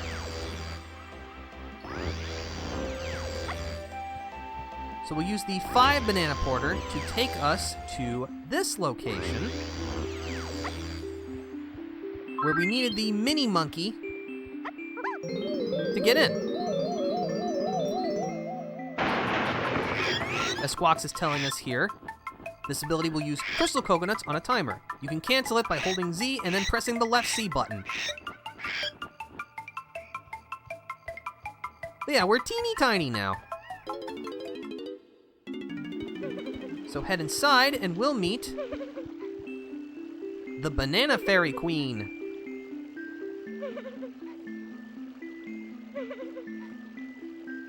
So yeah, her banana fairies have now panicked and fled across the island.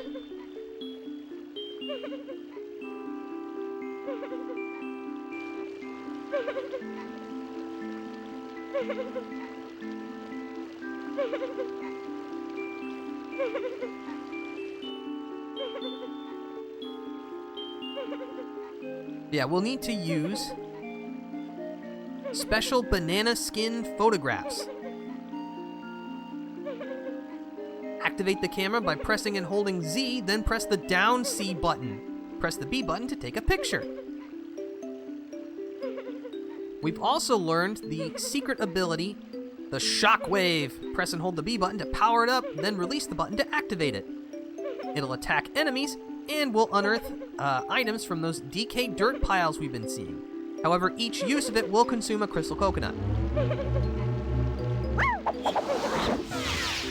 So yeah, with both the camera and the shockwave, we're now good.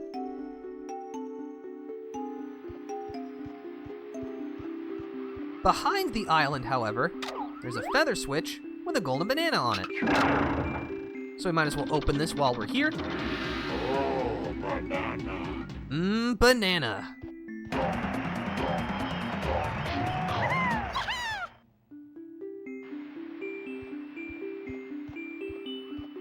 Alright, now that we have the film and the shockwave, well, actually we can go right over here. Once the camera decides to not make me sick. And yeah, that distinctive sparkle indicates that when you're a banana fairy. So yeah, just put your crosshair on the fairy. When the smiley face appears, the picture is good. Press the B button to take it. You now have a lovely photograph suitable for framing. Each time you rescue a fairy, you'll be allowed to carry 1 more crystal coconut and 1 more roll of banana film. Your supply will also be replenished.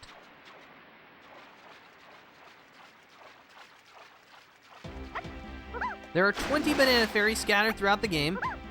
I don't think we need any of them to finish the game, but still, it's the heroic thing to do, so we should do it. But yeah, this is one of the DK dirt piles I mentioned. Press and hold the B button, generate the shockwave, then release while on top of it to unearth one of these coins. That's a special coin. It's worth 5 coins to every Kong, including Kongs you have not rescued yet. And this is one of the things that will render picking up the regular coins kinda trivial. If we go back into the tutorial area, there are actually a couple of DK dirt piles we can find here. Again, you're never required to come back here to get any of these, because the DK dirt piles and the special banana coins do not count towards, game completion in terms of, the final percent that you get.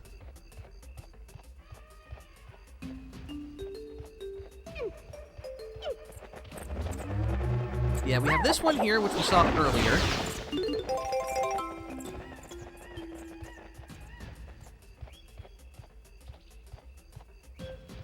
And there is actually another one to get. If we climb this tree here, we use the vines. This is where DK's banana hoard is. And of course it has been stolen. But still at the bottom is another dirt pile.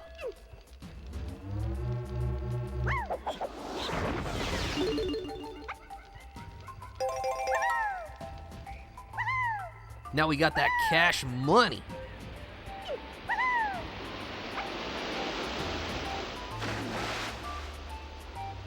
Can you quit game from here? Yeah, because this is technically part of the hub world.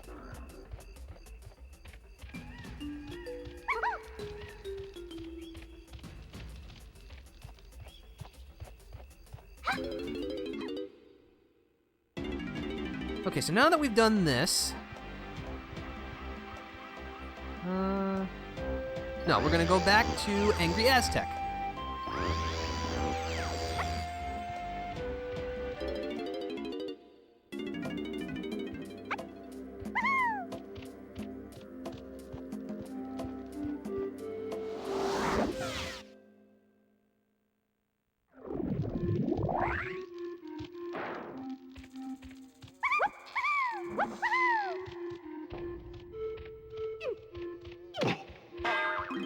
I don't think there's anything in this tunnel for Tiny.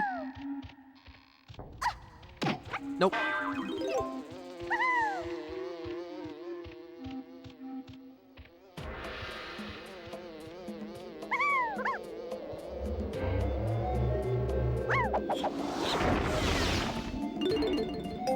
Nice. Alright, so we'll need Donkey Kong again.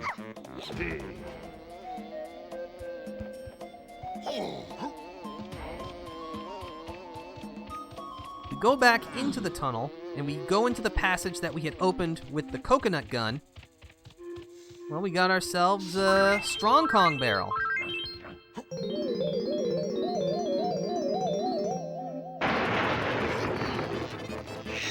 So yeah, as Cranky mentioned, this move makes us invincible.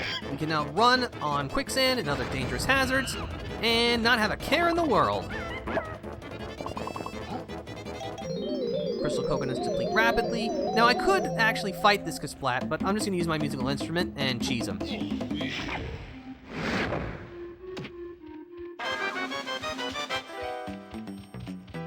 Nice. Actually, hold on a sec. There wasn't a balloon in here, was there?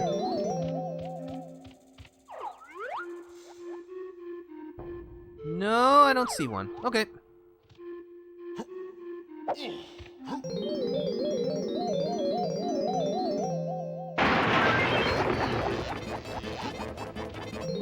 Alright. That was a fun little power trip.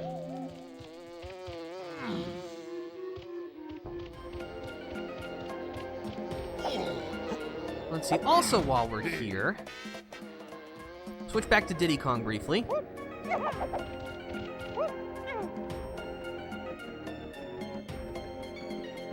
And we can use this rocket barrel, which lands us up here with the red Kasplat.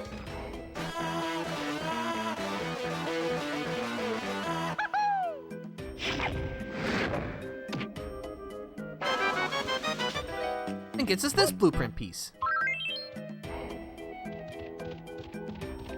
But yeah, as I hope that what I'm doing here kind of makes, like, crystallizes what it is that I said before. You know, you want to be switching Kongs in like the little pocket of each stage and collect stuff as you go along.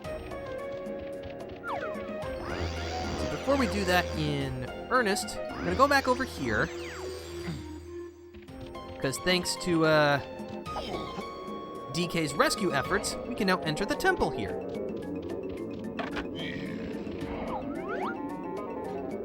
Shoot the coconut switch.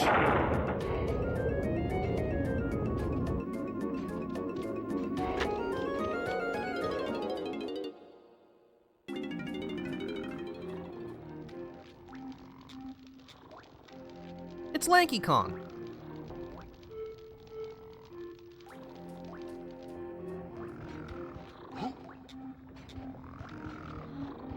This is actually one of the few, like, side areas in the game to have its own banana porters, which is cool. But yeah, the purple claptraps can only be defeated with, like, oranges or something better. And they also drop oranges upon defeat.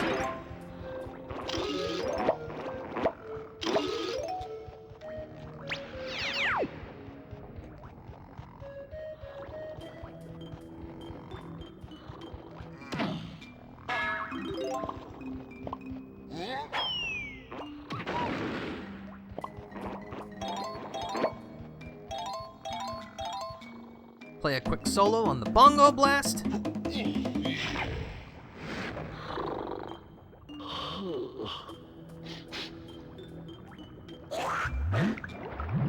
And the llama apparently sneezes so violently that it cools the water.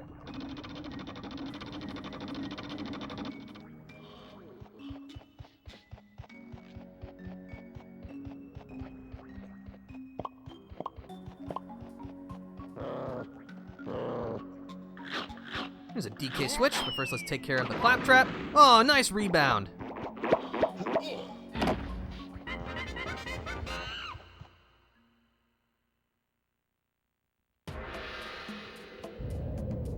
Which causes this door to open up back in the main area.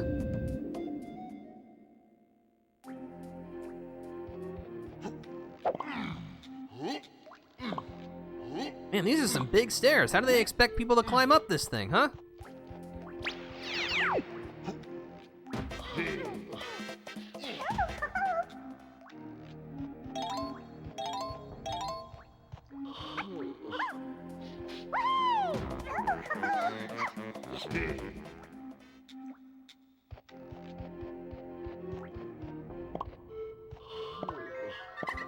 As you can see, we've got a banana fairy over here, which is one of the reasons why I wanted to pick up the camera so early, just so that we can... Oh, hold on.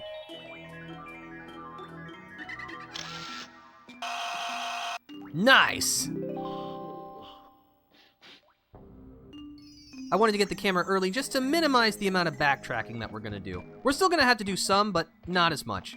Alright, we got ourselves a banana medal. Sweet.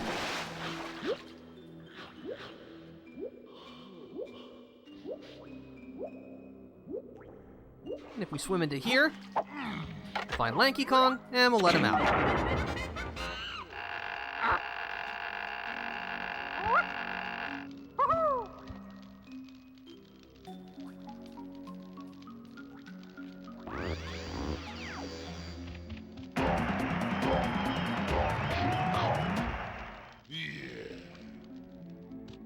Alright, with that out of the way, well, there's some blue balloons here. We'll remember that for later. But yeah, DK's portion in the temple is done. Extreme close-up. Yeah, Lanky's got some work to do here.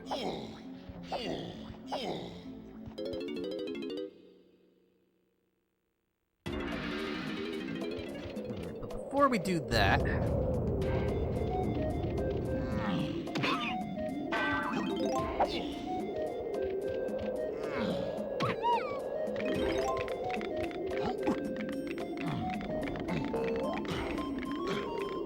we're gonna go over here so that we can enter the portal we opened up.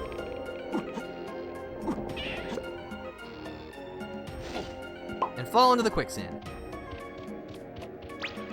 There we go. That should be all the banana porters in this stage. Yeah, as far as this stage goes, I like Angry Aztec. I don't like it as much as Jungle Japes or some of the other stages, but it's good. It definitely has a much different vibe than Jungle Japes has. And the quicksand is an interesting hazard, but I just don't think it's enough of an impediment to really do what it wants to do, if that makes any sense. Like, again, with the amount of health available and being able to use the tag barrels to heal yourself, it's a lot faster to just, like, cross this gap, take a hit, and then move on, instead of looping all the way around. We'll go ahead and use this strong Kong barrel to head into the tunnel we've opened up.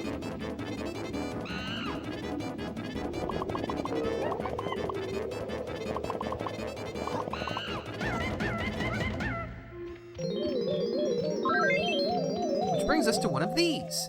We've actually not seen one of these yet. This is a bonus barrel. Leap into it, and, well, you'll see for yourself. Welcome to bonus stage. Stealthy Snoop. Sneak around the maze to the checkered flag. So yeah, in accordance with Donkey Kong tradition, there are bonus rooms to complete for prizes. But we have to get to the end while watching out for the cops. And yes, these enemies are in fact called cops with a K, because that's funny. But yeah, if you step into their searchlight, you will be discovered, and then you will be busted, and then you will be sad. But not me. Well done! Thank you, game.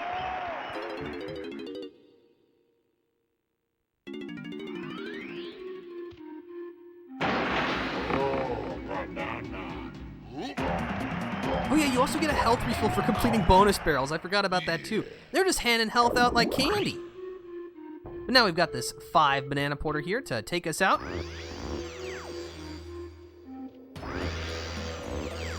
And as long as we're here,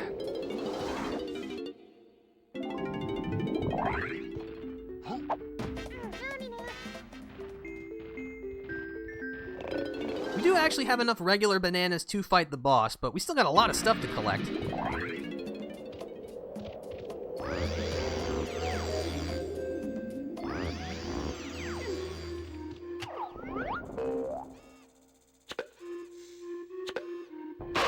Oh yeah!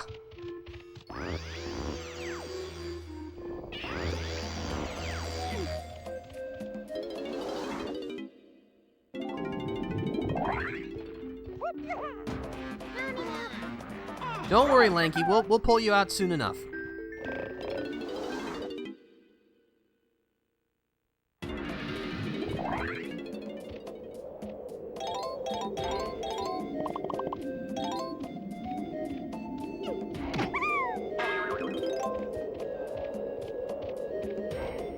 We'll just take this little shortcut here.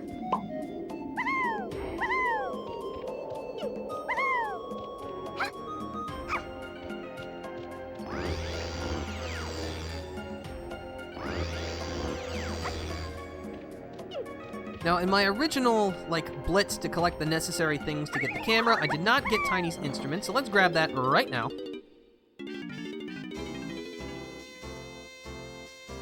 And she learns the saxophone slam.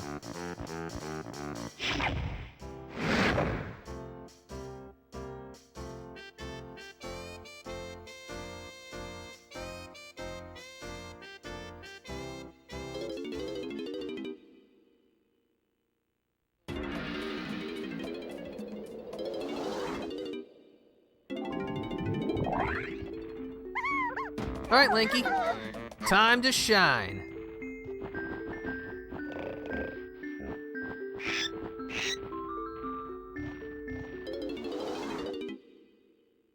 And thanks to the special banana coins we picked up, Lanky already has plenty of cash.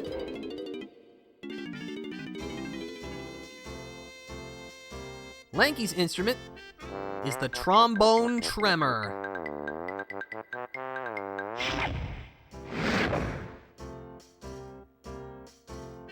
It's definitely a little goofy, but it fits Lanky to a T.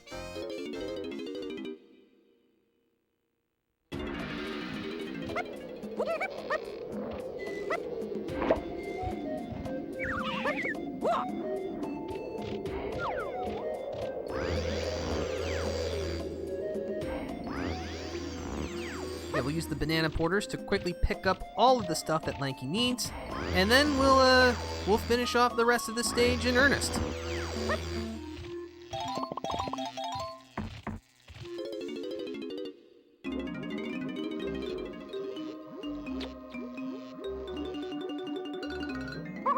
Lanky's potion is the Orang Stand, Palmus Wacom.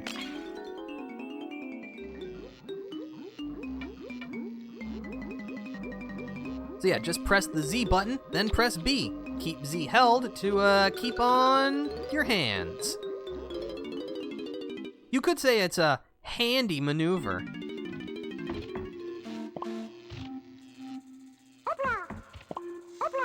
Ah, yes. The obla. Lanky's jump sound. Well, his main one. It's so great. I love it. Obla! Obla! This is just so fun to say. Oh, right. I need a gun. Sentence you probably weren't expecting me to say today, but you know what? There it is.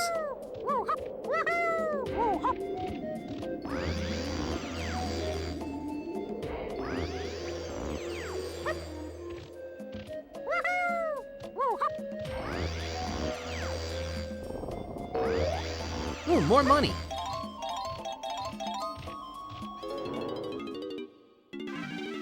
You know, I think it's actually like a talent to be able to notice money on the ground. My mother is like a human metal detector when it comes to that kind of thing. She just always notices pennies and other coins just lying on the ground. I've gotten pretty good at it myself. I don't know, it's something, you know, I guess when you actually start to look out for something, it becomes easier to spot, because, like, your brain is actively searching for that thing.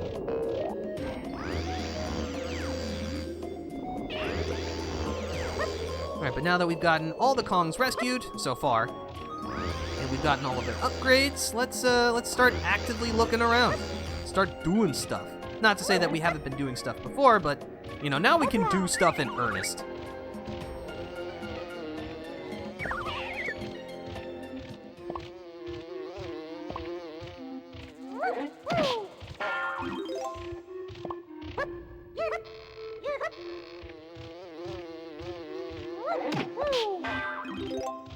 And there's nothing else in the tunnel.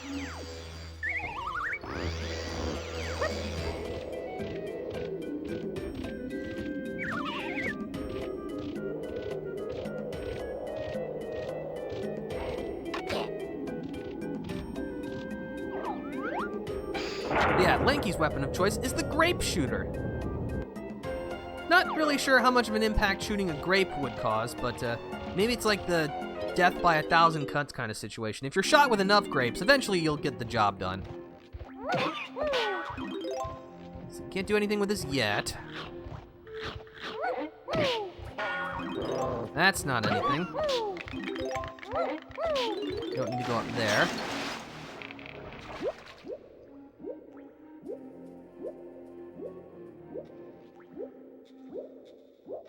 Excuse me, Mr. Starfish.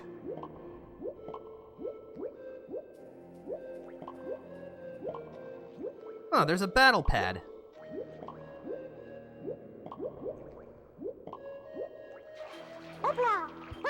There's some purple coins here. Slamming this Lanky switch.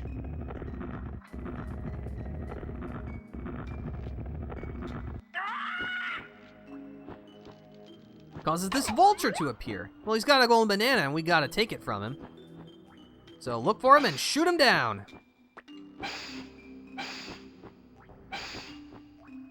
If your aim isn't dog water like mine is.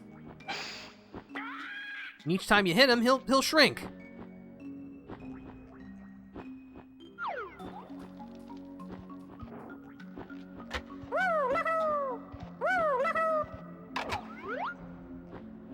Unfortunately, you can only look up so far, so at certain positions, the vulture will become untargetable. And each time you hit him, he gets smaller, but he slows down, so arguably he becomes easier to hit as you hit him.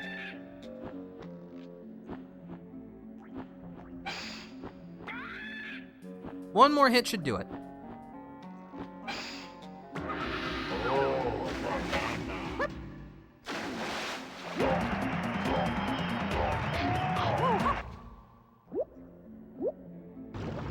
And that also drains the water, which will allow us to access this battle arena.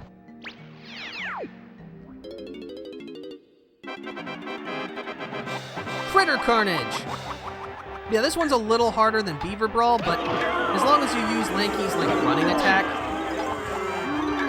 shouldn't be too hard. Again, in these fights, the danger is often more being knocked off the platform than actually running out of health. As such, you should try to stick near the center as much as possible.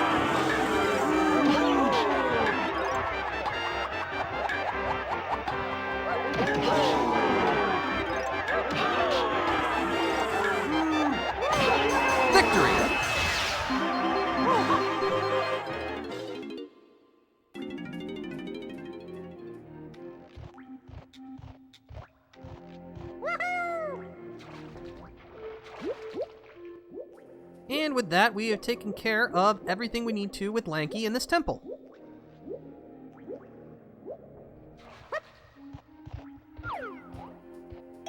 Grab some pocket change on the way out.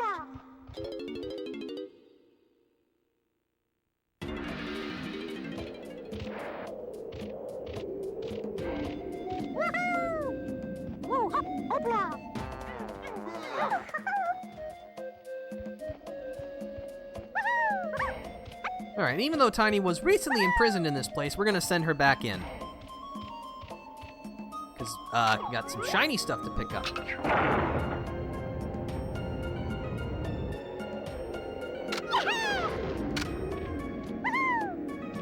Work with me, camera. Yeah, even though I do love this game, the camera, I would say it's above average for the time, but unfortunately the average of the time by today's standards is, rough.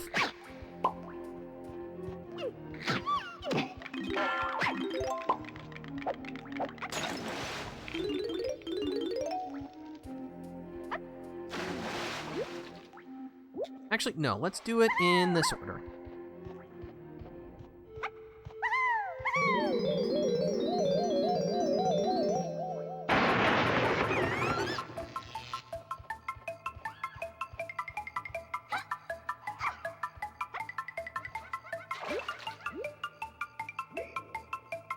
Let's see, somewhere around here. Bingo!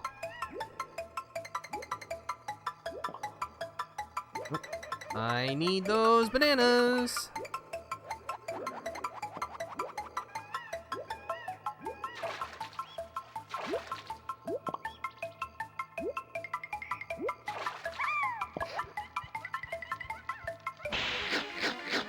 Now we gotta defeat these claptraps, but shouldn't be a problem. Thankfully, the game is nice enough where if you're in like an area that you can only access as Mini Monkey, it'll pause your Crystal Coconuts training.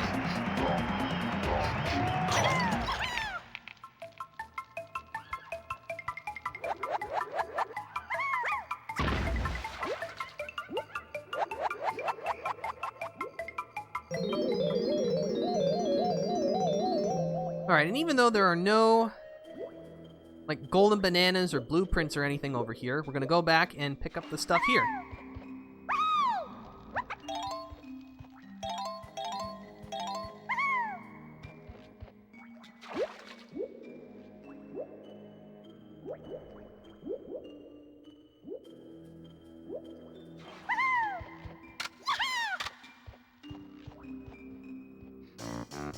We'll just slam these guys.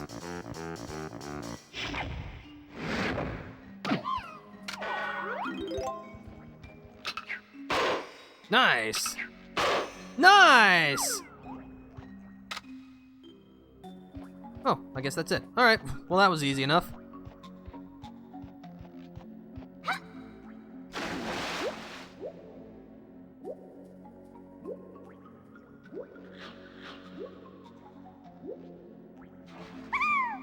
Alright, that's everything for here.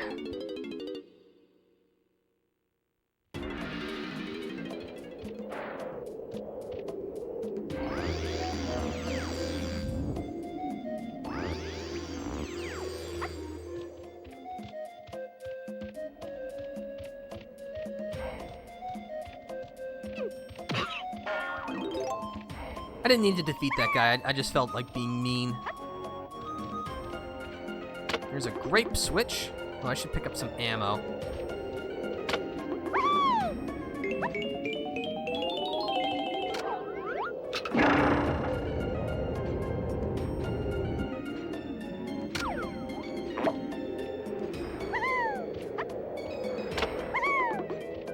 Nope, stop sliding, please. Because this door is on a timer. All right.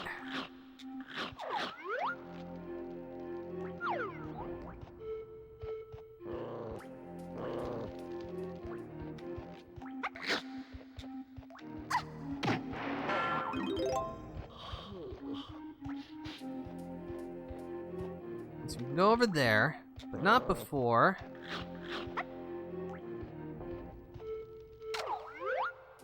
Uh-huh.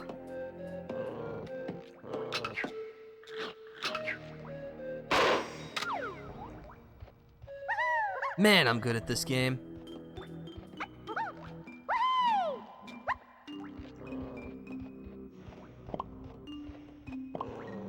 Let's go ahead and use our mini monkey power to get into this tiny little corridor.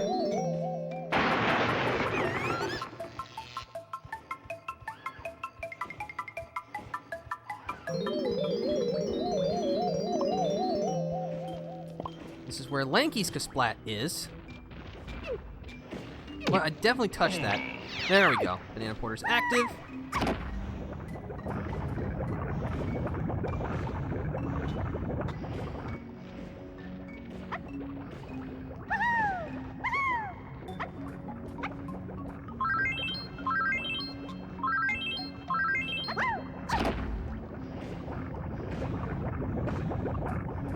Yeah, this is a fairly straightforward puzzle. Just cross the platforms and slap the switches. Thankfully, the lava is not instant death. This will not always be the case. So we will take advantage of this mercy while it is extended to us. Yeah, this is a fine challenge. I'm not sure if I'm gonna grade like every golden banana in the game, but I'll be sure to notice the highlights as well as the lowlights. Yeah, this one's fine.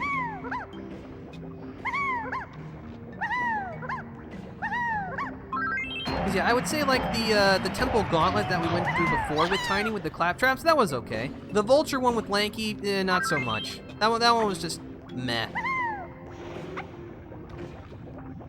But when you've got this much stuff to collect, not everything can be a winner.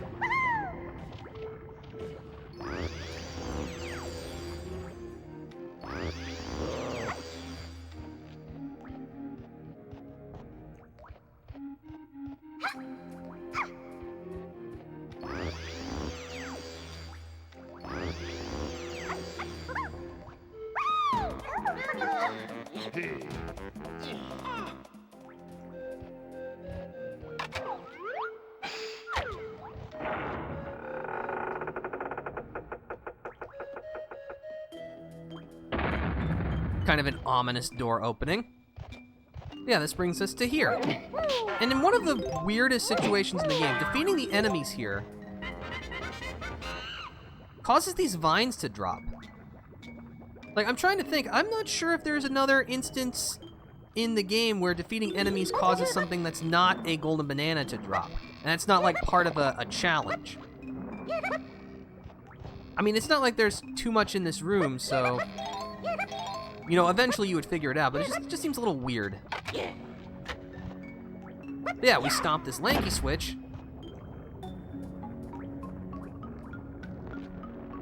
We get to do a little matching game.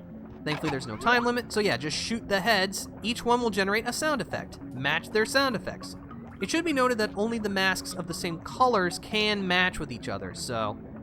The two yellows will match, the two oranges will match, so on and so forth.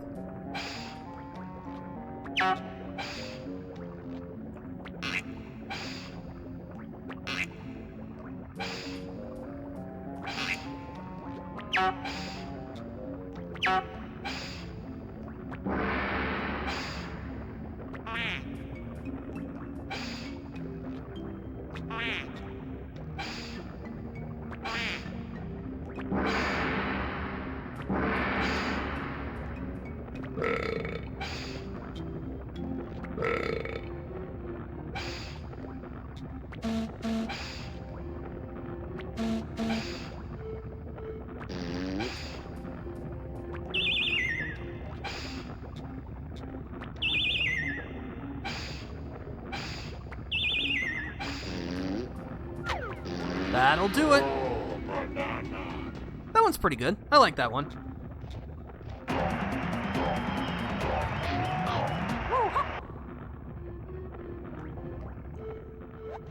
Make sure to collect some ammo on our way out.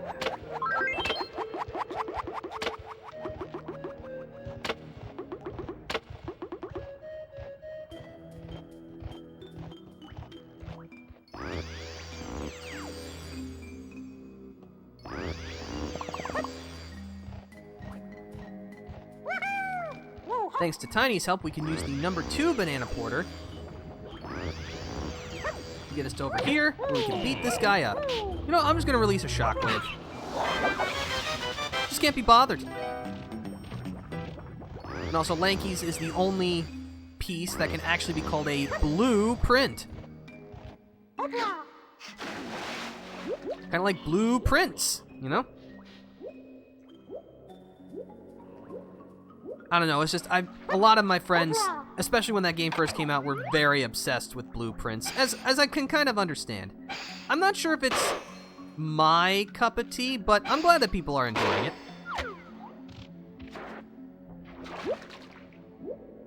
Camera? Thank you. Sometimes you just gotta be a little patient with the game camera, especially with, you know, as games get older and standards change and that kind of thing, you do kind of have to meet these games halfway.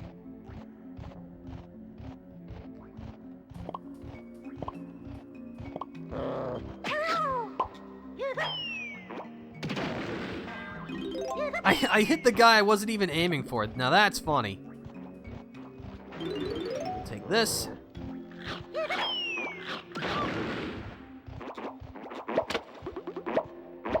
Alright, let's play the trombone tremor.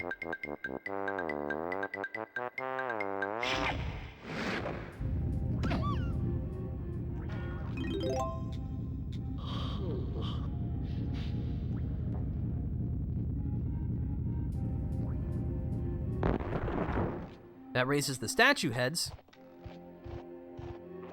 And thanks to the power of walking on our hands, which apparently gives us more traction than walking on our feet, we can clamber on up.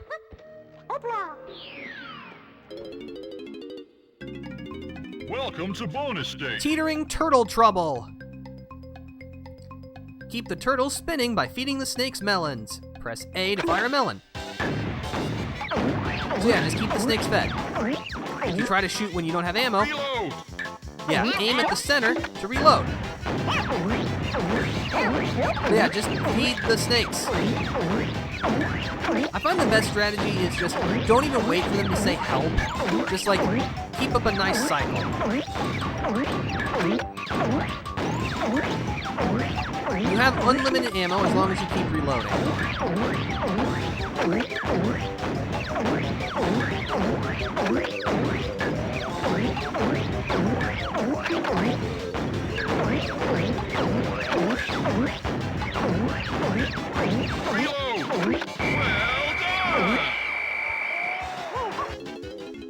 I like the idea, but again, once you know that you can feed the snakes without them even saying that they need help, the challenge kind of evaporates, unfortunately. But don't get me wrong, the minigames could be worse. Oh, they could be so much worse.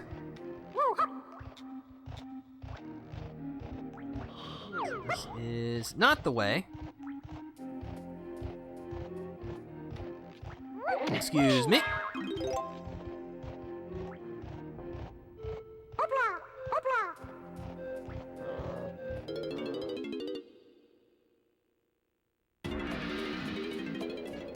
All right, we're back outside. And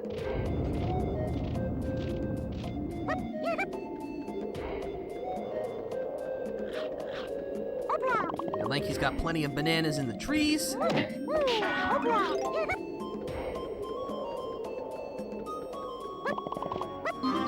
Another banana medal for us.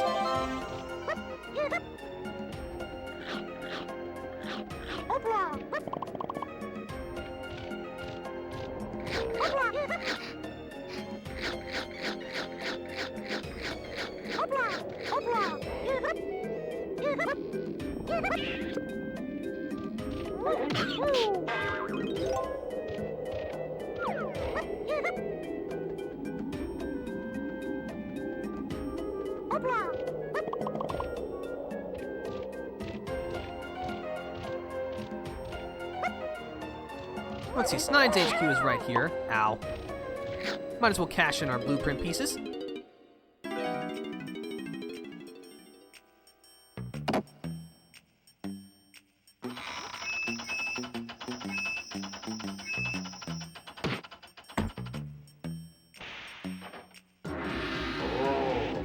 Yeah, and as you saw, each stage has a different Rool Goldberg machine that Snide will use to give you a blueprint piece. And some of them are faster than others.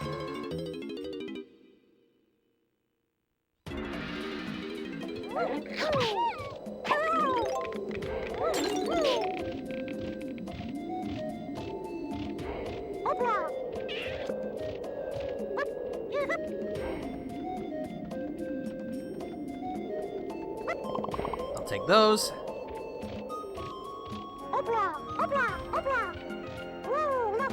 Alright, while we're here, let's switch to Diddy Kong, and not just because we need to... Actually, you know what? Donkey Kong doesn't have anything to do here, so we might as well just cash in his blueprint piece. I just like saying that. Just cash something in. It's just satisfying to say.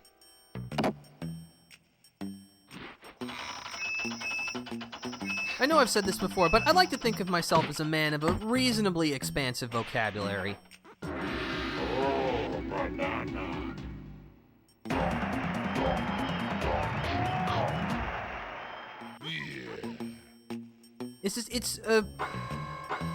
How do I say this without being too mean? It definitely seems like, I don't know, maybe it's just me, but it seems like we want Diddy next. It just seems like the vocabulary of the average, like, internet personality has diminished in recent years. And I don't know if that's just me, like, harboring a superiority complex about it, like, oh, look at me, look at all the fancy words that I use and all that, but I don't know, it just seems like it's kind of lacking, in a sense. I'm not really sure how to put it. Because there are some streamers that I follow that I enjoy what they do, but man, they swear a lot. And it's not the swearing itself that's really the problem. I've grown numb to it. It's just, I don't know, it seems like people repeat themselves a lot and just keep saying the exact same things over and over again. I don't know, I endeavor to try and, I don't know, I don't want to say rise above it, because it's all like, oh, it's a plague that has to be taken care of. No, it's just like, this is just my style. It's who I am. Because yeah, like, when was the last time you heard someone use the word endeavor in anything?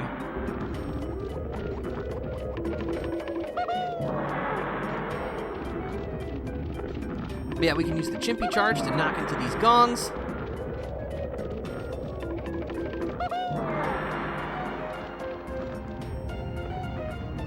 Hitting all of them causes this temple to rise.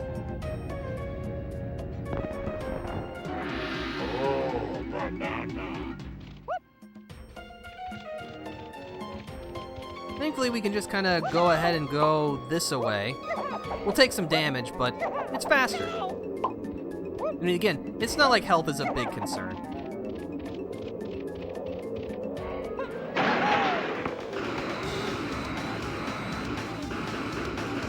Now let's see if I can snag this without landing. Oh yeah. And that causes a saxophone slam pad to appear.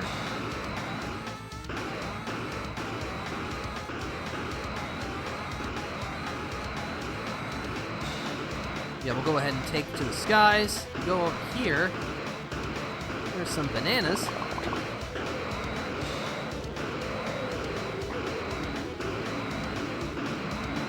Yeah, Cranky was right. The rocket barrel drains fuel quickly. Man, the miles per gallon on this thing must be atrocious. Well, we got a Diddy switch here.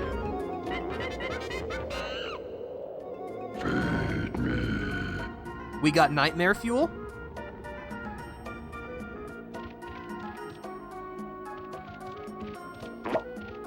But yeah, as the tower told us, we should feed him. Thankfully, we're just the Kong for the job.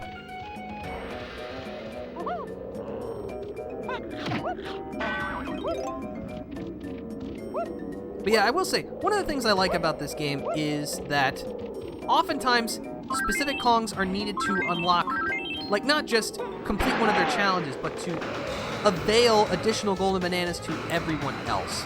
It really feels like everyone is cooperating to, like, get all of the bananas. Oh, it's a little too high. Because, like, the task that we're doing here will eventually lead us to 5 golden bananas. Well, actually, technically 6, because there's a blueprint piece in one of these locations.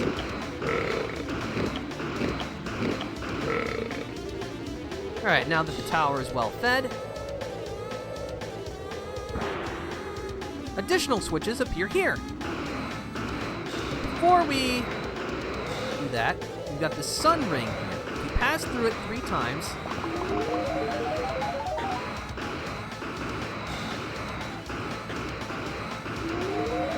I completely understand what you mean as far as limited vocabulary goes. As expected, you are far kinder about it than I am. I try. I always wish to be diplomatic in how I say things. And again, it's not that swearing itself is inherently a problem. I mean, you've heard me swear several times. It can oftentimes feel like a crutch just to lean on it a bit too much. But hey, I'm just one jerk on the internet. But yeah, we freed this vulture, and I like that he puts the aviator goggles on. That's a nice touch. So yeah, if we return to the jet barrel,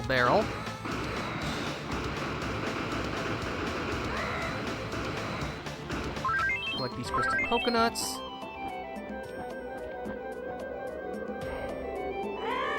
Hello there, guy.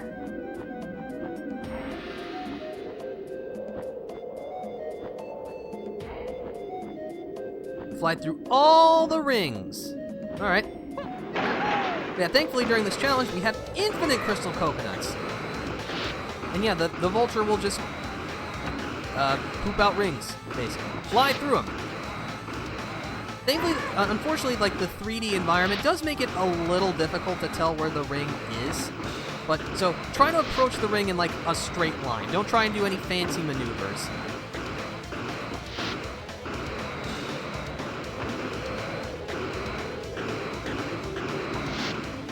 And also, try not to get too close to the vulture, because that means you could very easily careen past the ring, and trying to turn around in time is a real hassle.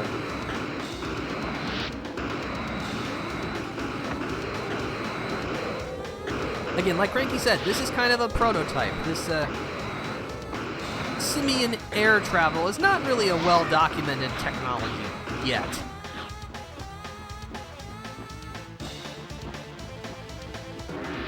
And we earn a golden banana for our efforts.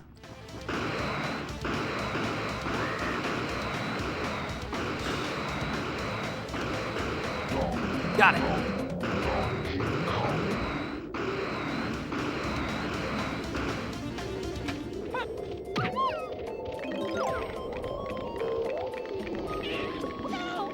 Ow.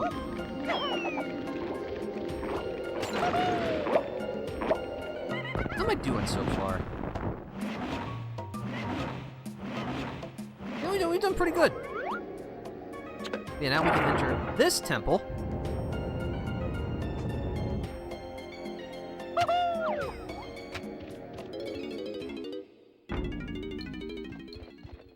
Now, if I was afraid of, like, the first tunnel in Jungle Japes as a kid, this place terrified me. I mean, just listen to that music. Look at all, like, the weird faces on the wall.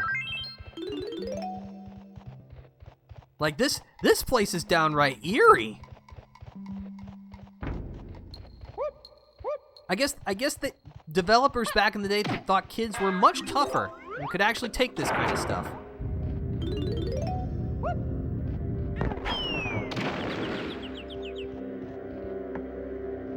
There's a golden banana. But before we pick that up... Balloon! Got it. Those are not real barrels. Well, they are barrels, but they got enemies in them. Those are clobbers. Toss oranges at them. You will not be able to defeat them with your regular attacks.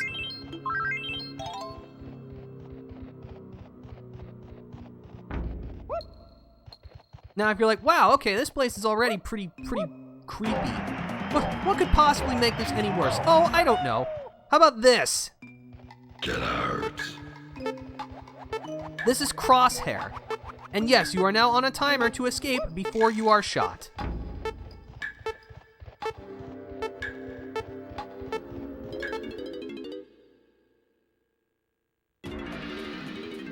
Alright, well that was horrifying. There's a couple more bananas here. Aw, yeah!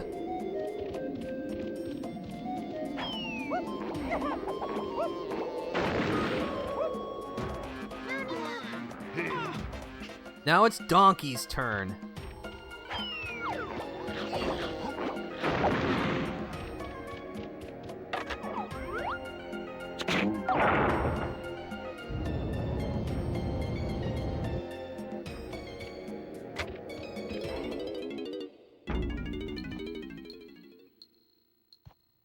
Hello, Clitler. We're glad to have you here. Hope your Saturday's going well.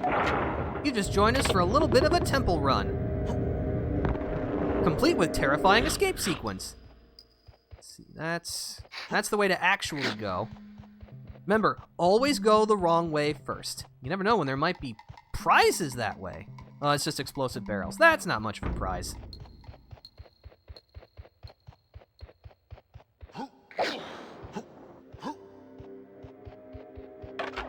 Blast the coconut switch.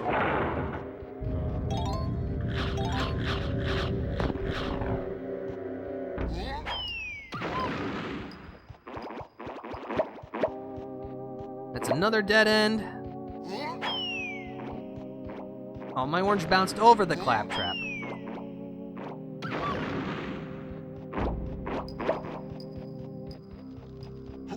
Yeah, here's DK's golden banana for the temple.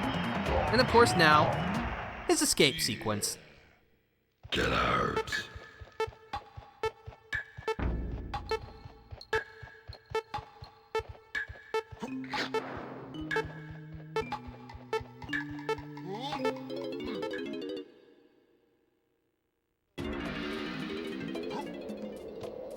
Yeah, Clitler, you've joined us at an unusual time, because, as I mentioned previously, I had streamed this game many years before, but for its 25th anniversary, I wanted to do something a little different, so I've been talking about, like, my feelings and basically reviewing the game as I've been going along.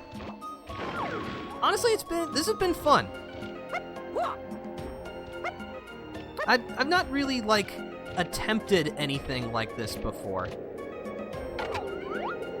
Because I will admit, I'm usually not one to talk about my opinions very much. I guess it's just mostly a feeling of, with most things, I usually don't feel like I have anything new or interesting to say. Oops, that's not the right button combination. But as this game was the very first one I ever played, and it holds a very special place in my heart, I feel like even if I don't ever do something like this again, I had to do it at least for this game.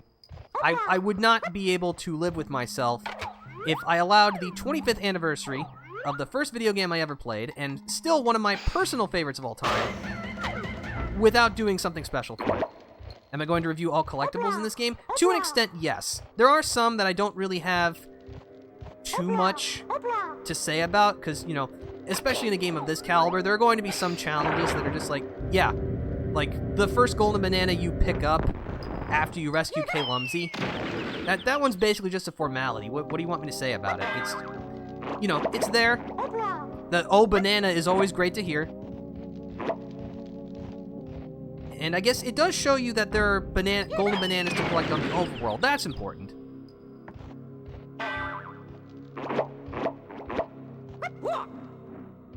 But yeah, let's see. We got a bonus barrel here. This one Welcome to is bonus Big stage. Bug Bash, one of the more annoying minigames. I'm not a fan of this one. Swat the flies. Press A to use the swatter. Only the top part of the swatter actually deals the damage, and there's a little bit of a delay. Also, if you swat close to the fly, yeah, it'll move faster for a brief moment.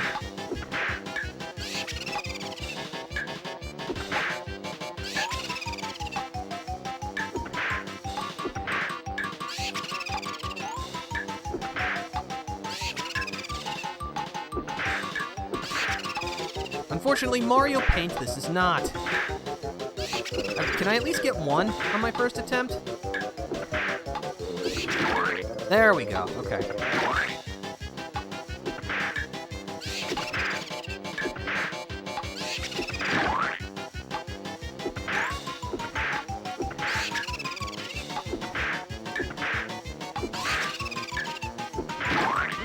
Alright, cool. I managed to clutch that out. Yeah, Big Bug Bash, not one of my favorite bonus games. It's not the worst. Not a fan of tiny aerial combat. Honestly, I cannot say that I am. Get out. Excuse me, Clump.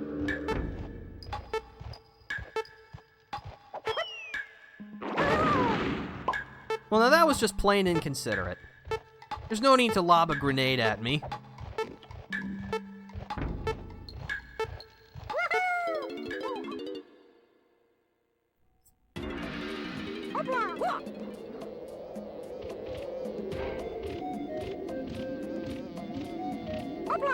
Alright, now, I'm gonna switch to Tiny.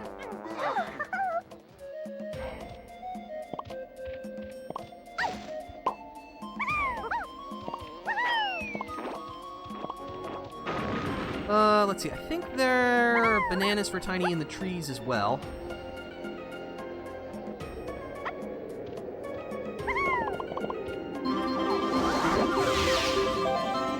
Grab that too.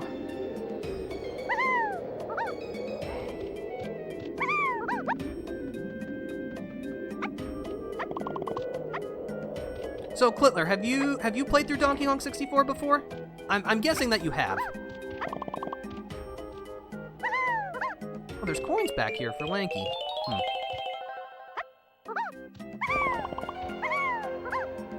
Yeah, okay, that's what I thought. Let's see.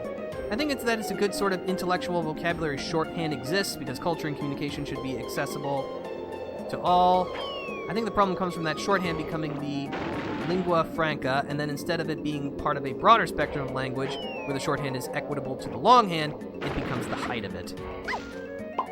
I missed the tree.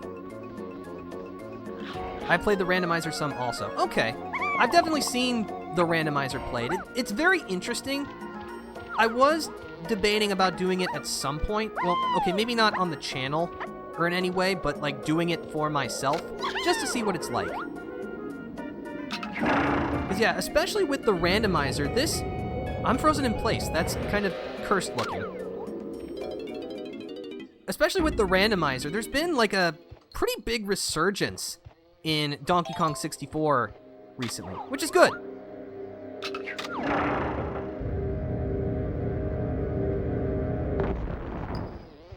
Let's see, we got zingers. And also, there is a banana fairy in here. And also explosives.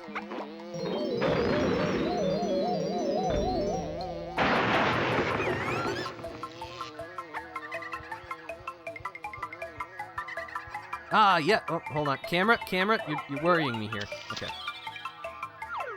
Ah, yes, the Summer Quest command. So, the Summer Quest was a project that I had set up many years ago. Basically, my idea was, whenever I think of, like, RPGs in summertime, it just felt like a natural combination. You know, you got summer vacation, you got all this time to yourself. It was the perfect opportunity to sink your teeth into a big, meaty game. So I kind of wanted to continue that tradition. So I play, well, it is summer again. It is, and I actually have something planned, not right now, but coming very soon once summer begins.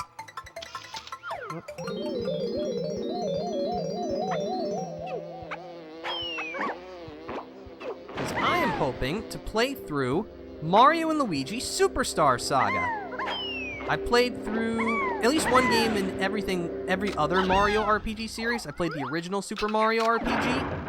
I played, excuse me, the original Paper Mario, as well as Thousand Year Door. I've also played the 2 Mario and Rabbids games.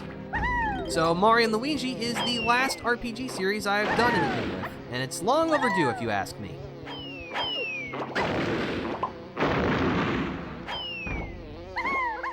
But yeah, this will be... I guess this will be the 7th year of Summer Quest, which is kind of wild to say. Get out.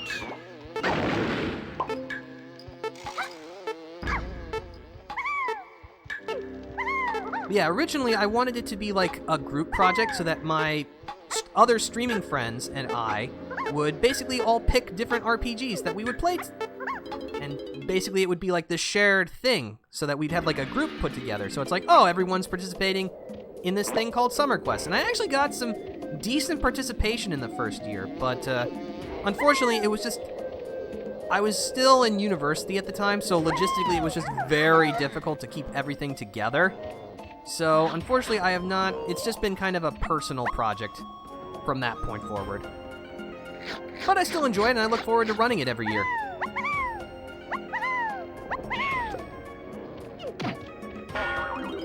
Tiny, I still think I have your blueprint? Yes. I've graduated since... Yes, that was... So, I graduated from my master's program in 2019. So, yeah, this... Like, just this May marks 6 years since I've been in the university system, which is a little wild to think about. But yeah, I have a Bachelor of Arts in Business Administration with a finance concentration, and I have my Master's of Business Administration. And yeah, I got my most recent position 4 years ago. I was a contractor my first year, and then in March of 2022, I was brought on full-time. So yeah, I've just basically been living the life. Working and streaming and doing my own stuff. But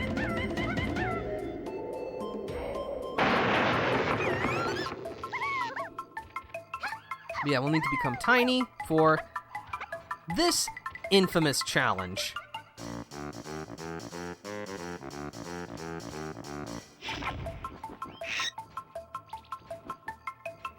And yes, we do need to use the mini monkey, because otherwise we will be too heavy for Squawks to lift us.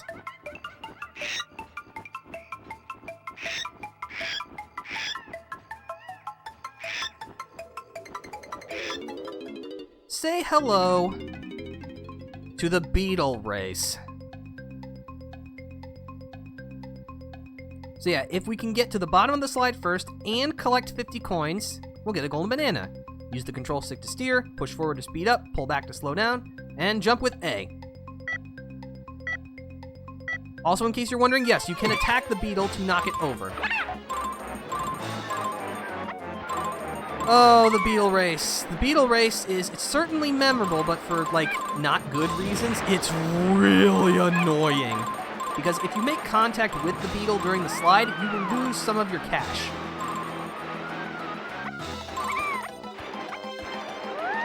And especially with the tight corners, you will need to pull back on the control stick to make sure you don't careen off into the abyss, because there are, like, no guardrails at certain points, which seems like just a health and safety violation nightmare.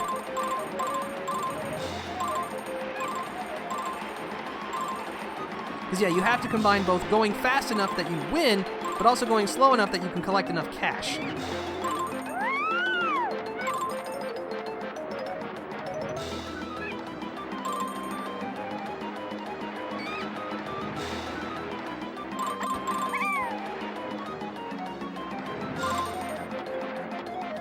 Oh, yep. And also the beetle has a really annoying laugh, just to rub it in even more.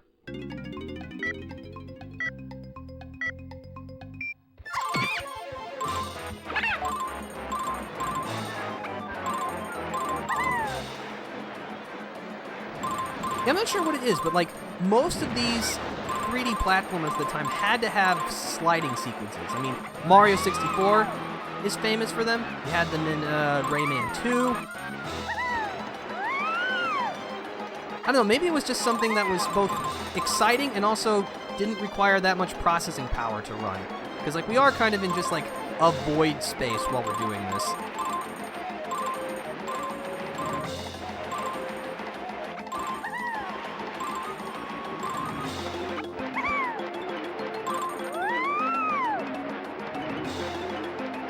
I'm just gonna go as fast as I can, try to make up some speed, because trying to collect these coins in this twist is too difficult.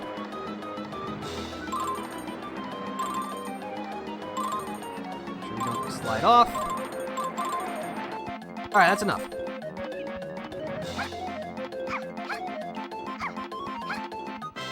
You know what? Only 2 tries. That could have been much worse. But yeah, not a fan of this one. I at least remember this one, so I guess that's a good thing. But yeah, I'd say this is like a low C if I had to give it a grade. Alright, but let's check.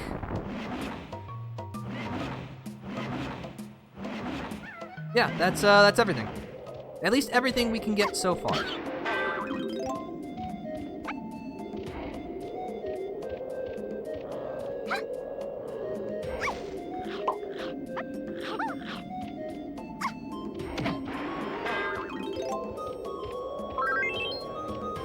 Let me in, please.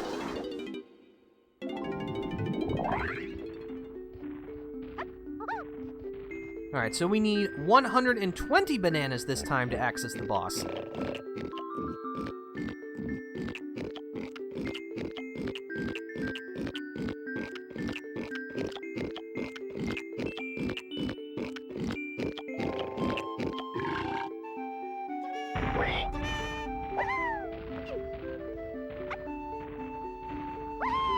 I gotta say, I do like the Trough and Scoff area. Again, just like how I felt about DK's treehouse, it just feels like it's isolated from everything else. It's a brief bit of respite from all of the adventuring that's going on. Well, at least, of course, until you actually get to the boss fight, and then all of that evaporates.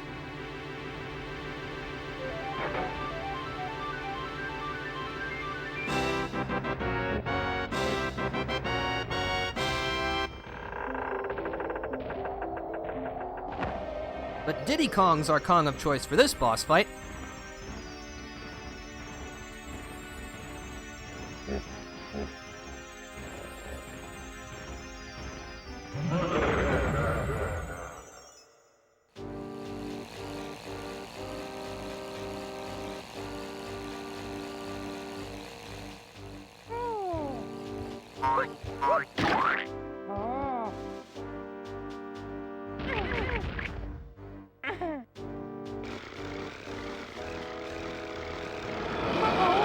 Oh, now you've done it.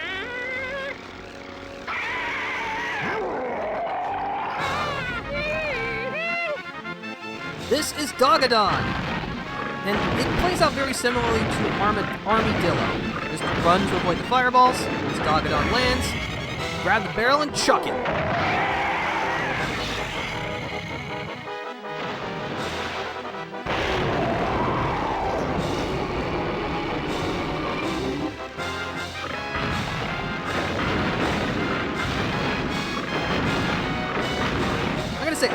I like this fight more than the Armadillo one. The Armadillo one was good for a first fight. This one feels a bit more intense, a bit faster paced, even though it is essentially the same fight. You know, you're just dodging fireballs, you toss the TNT barrel once the boss gloats. Did he just walk into this place and commits that atrocity? Yeah, it's, he really did just murder that little dragonfly, didn't he? It's not like he didn't have this coming, but, you know, we still gotta fight.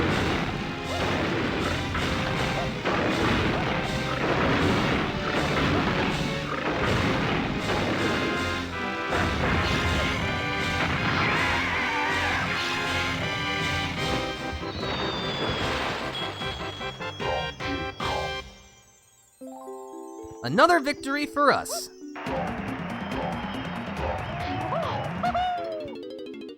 Yeah, I would definitely say that fight's better than the Armadillo fight. Alright, and that's that. So, we're done here for now.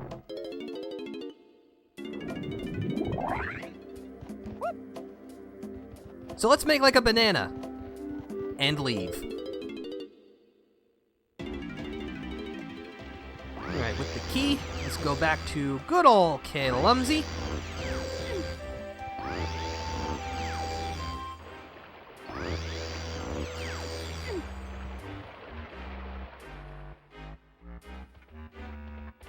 Let's see, I forget. Is there a DK dirt pile in K-Lumsy's place?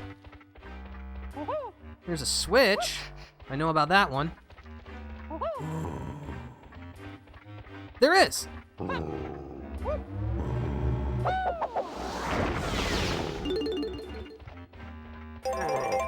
Nice. Yeah, K-Lumsy's kind of upset, which is understandable, but here you go. Here's another key.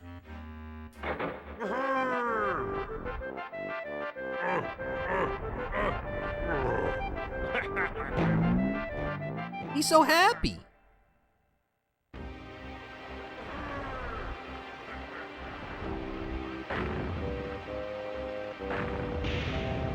That causes this platform to rise and opens this door.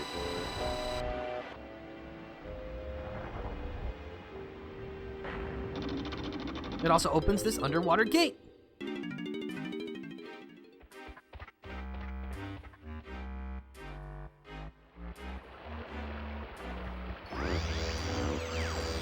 All right. You know, this is going pretty swimmingly. Let's see, before we do... Actually, you know what? Let's... switch to Lanky.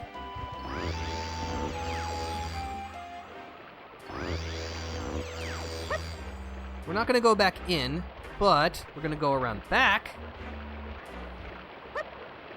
Because there's another prisoner here. A golden banana. We're granted an early parole with our grape shooter. And then...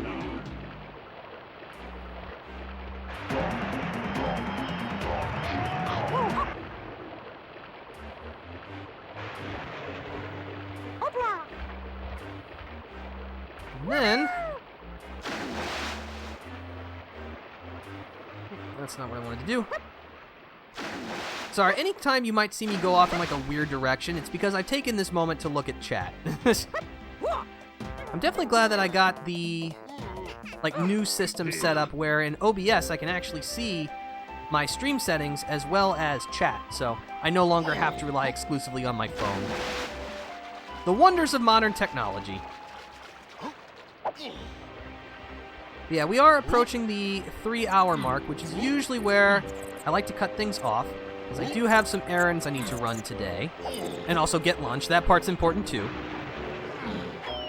But I think the last thing we're gonna do is we're gonna not unlock, but there is a banana porter near the entrance to World 3.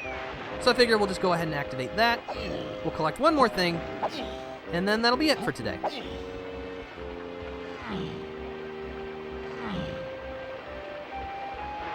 I have to be honest, even with my, like, talking about the main menu screen for about 10 minutes at the start, I did not think I was going to get this far in the first session.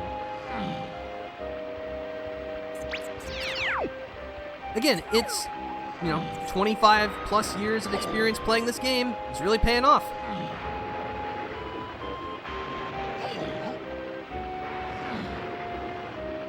But yeah, I just love the rain-slicked environment of Rool's hideout. Again, it's just...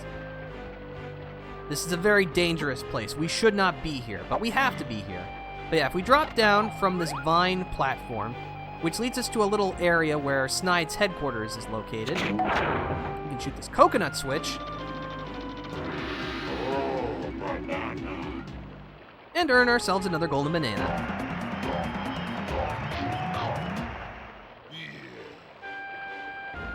All right. Well, with that taken care of,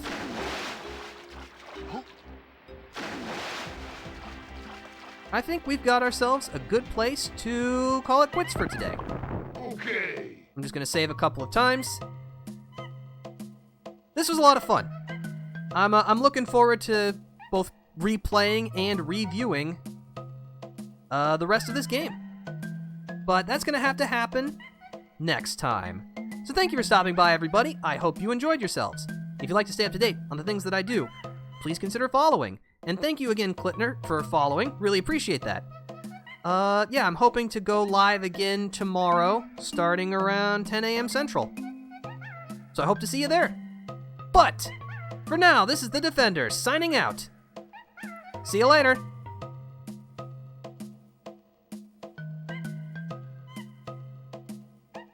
Okay. I'll just save one more time for good measure.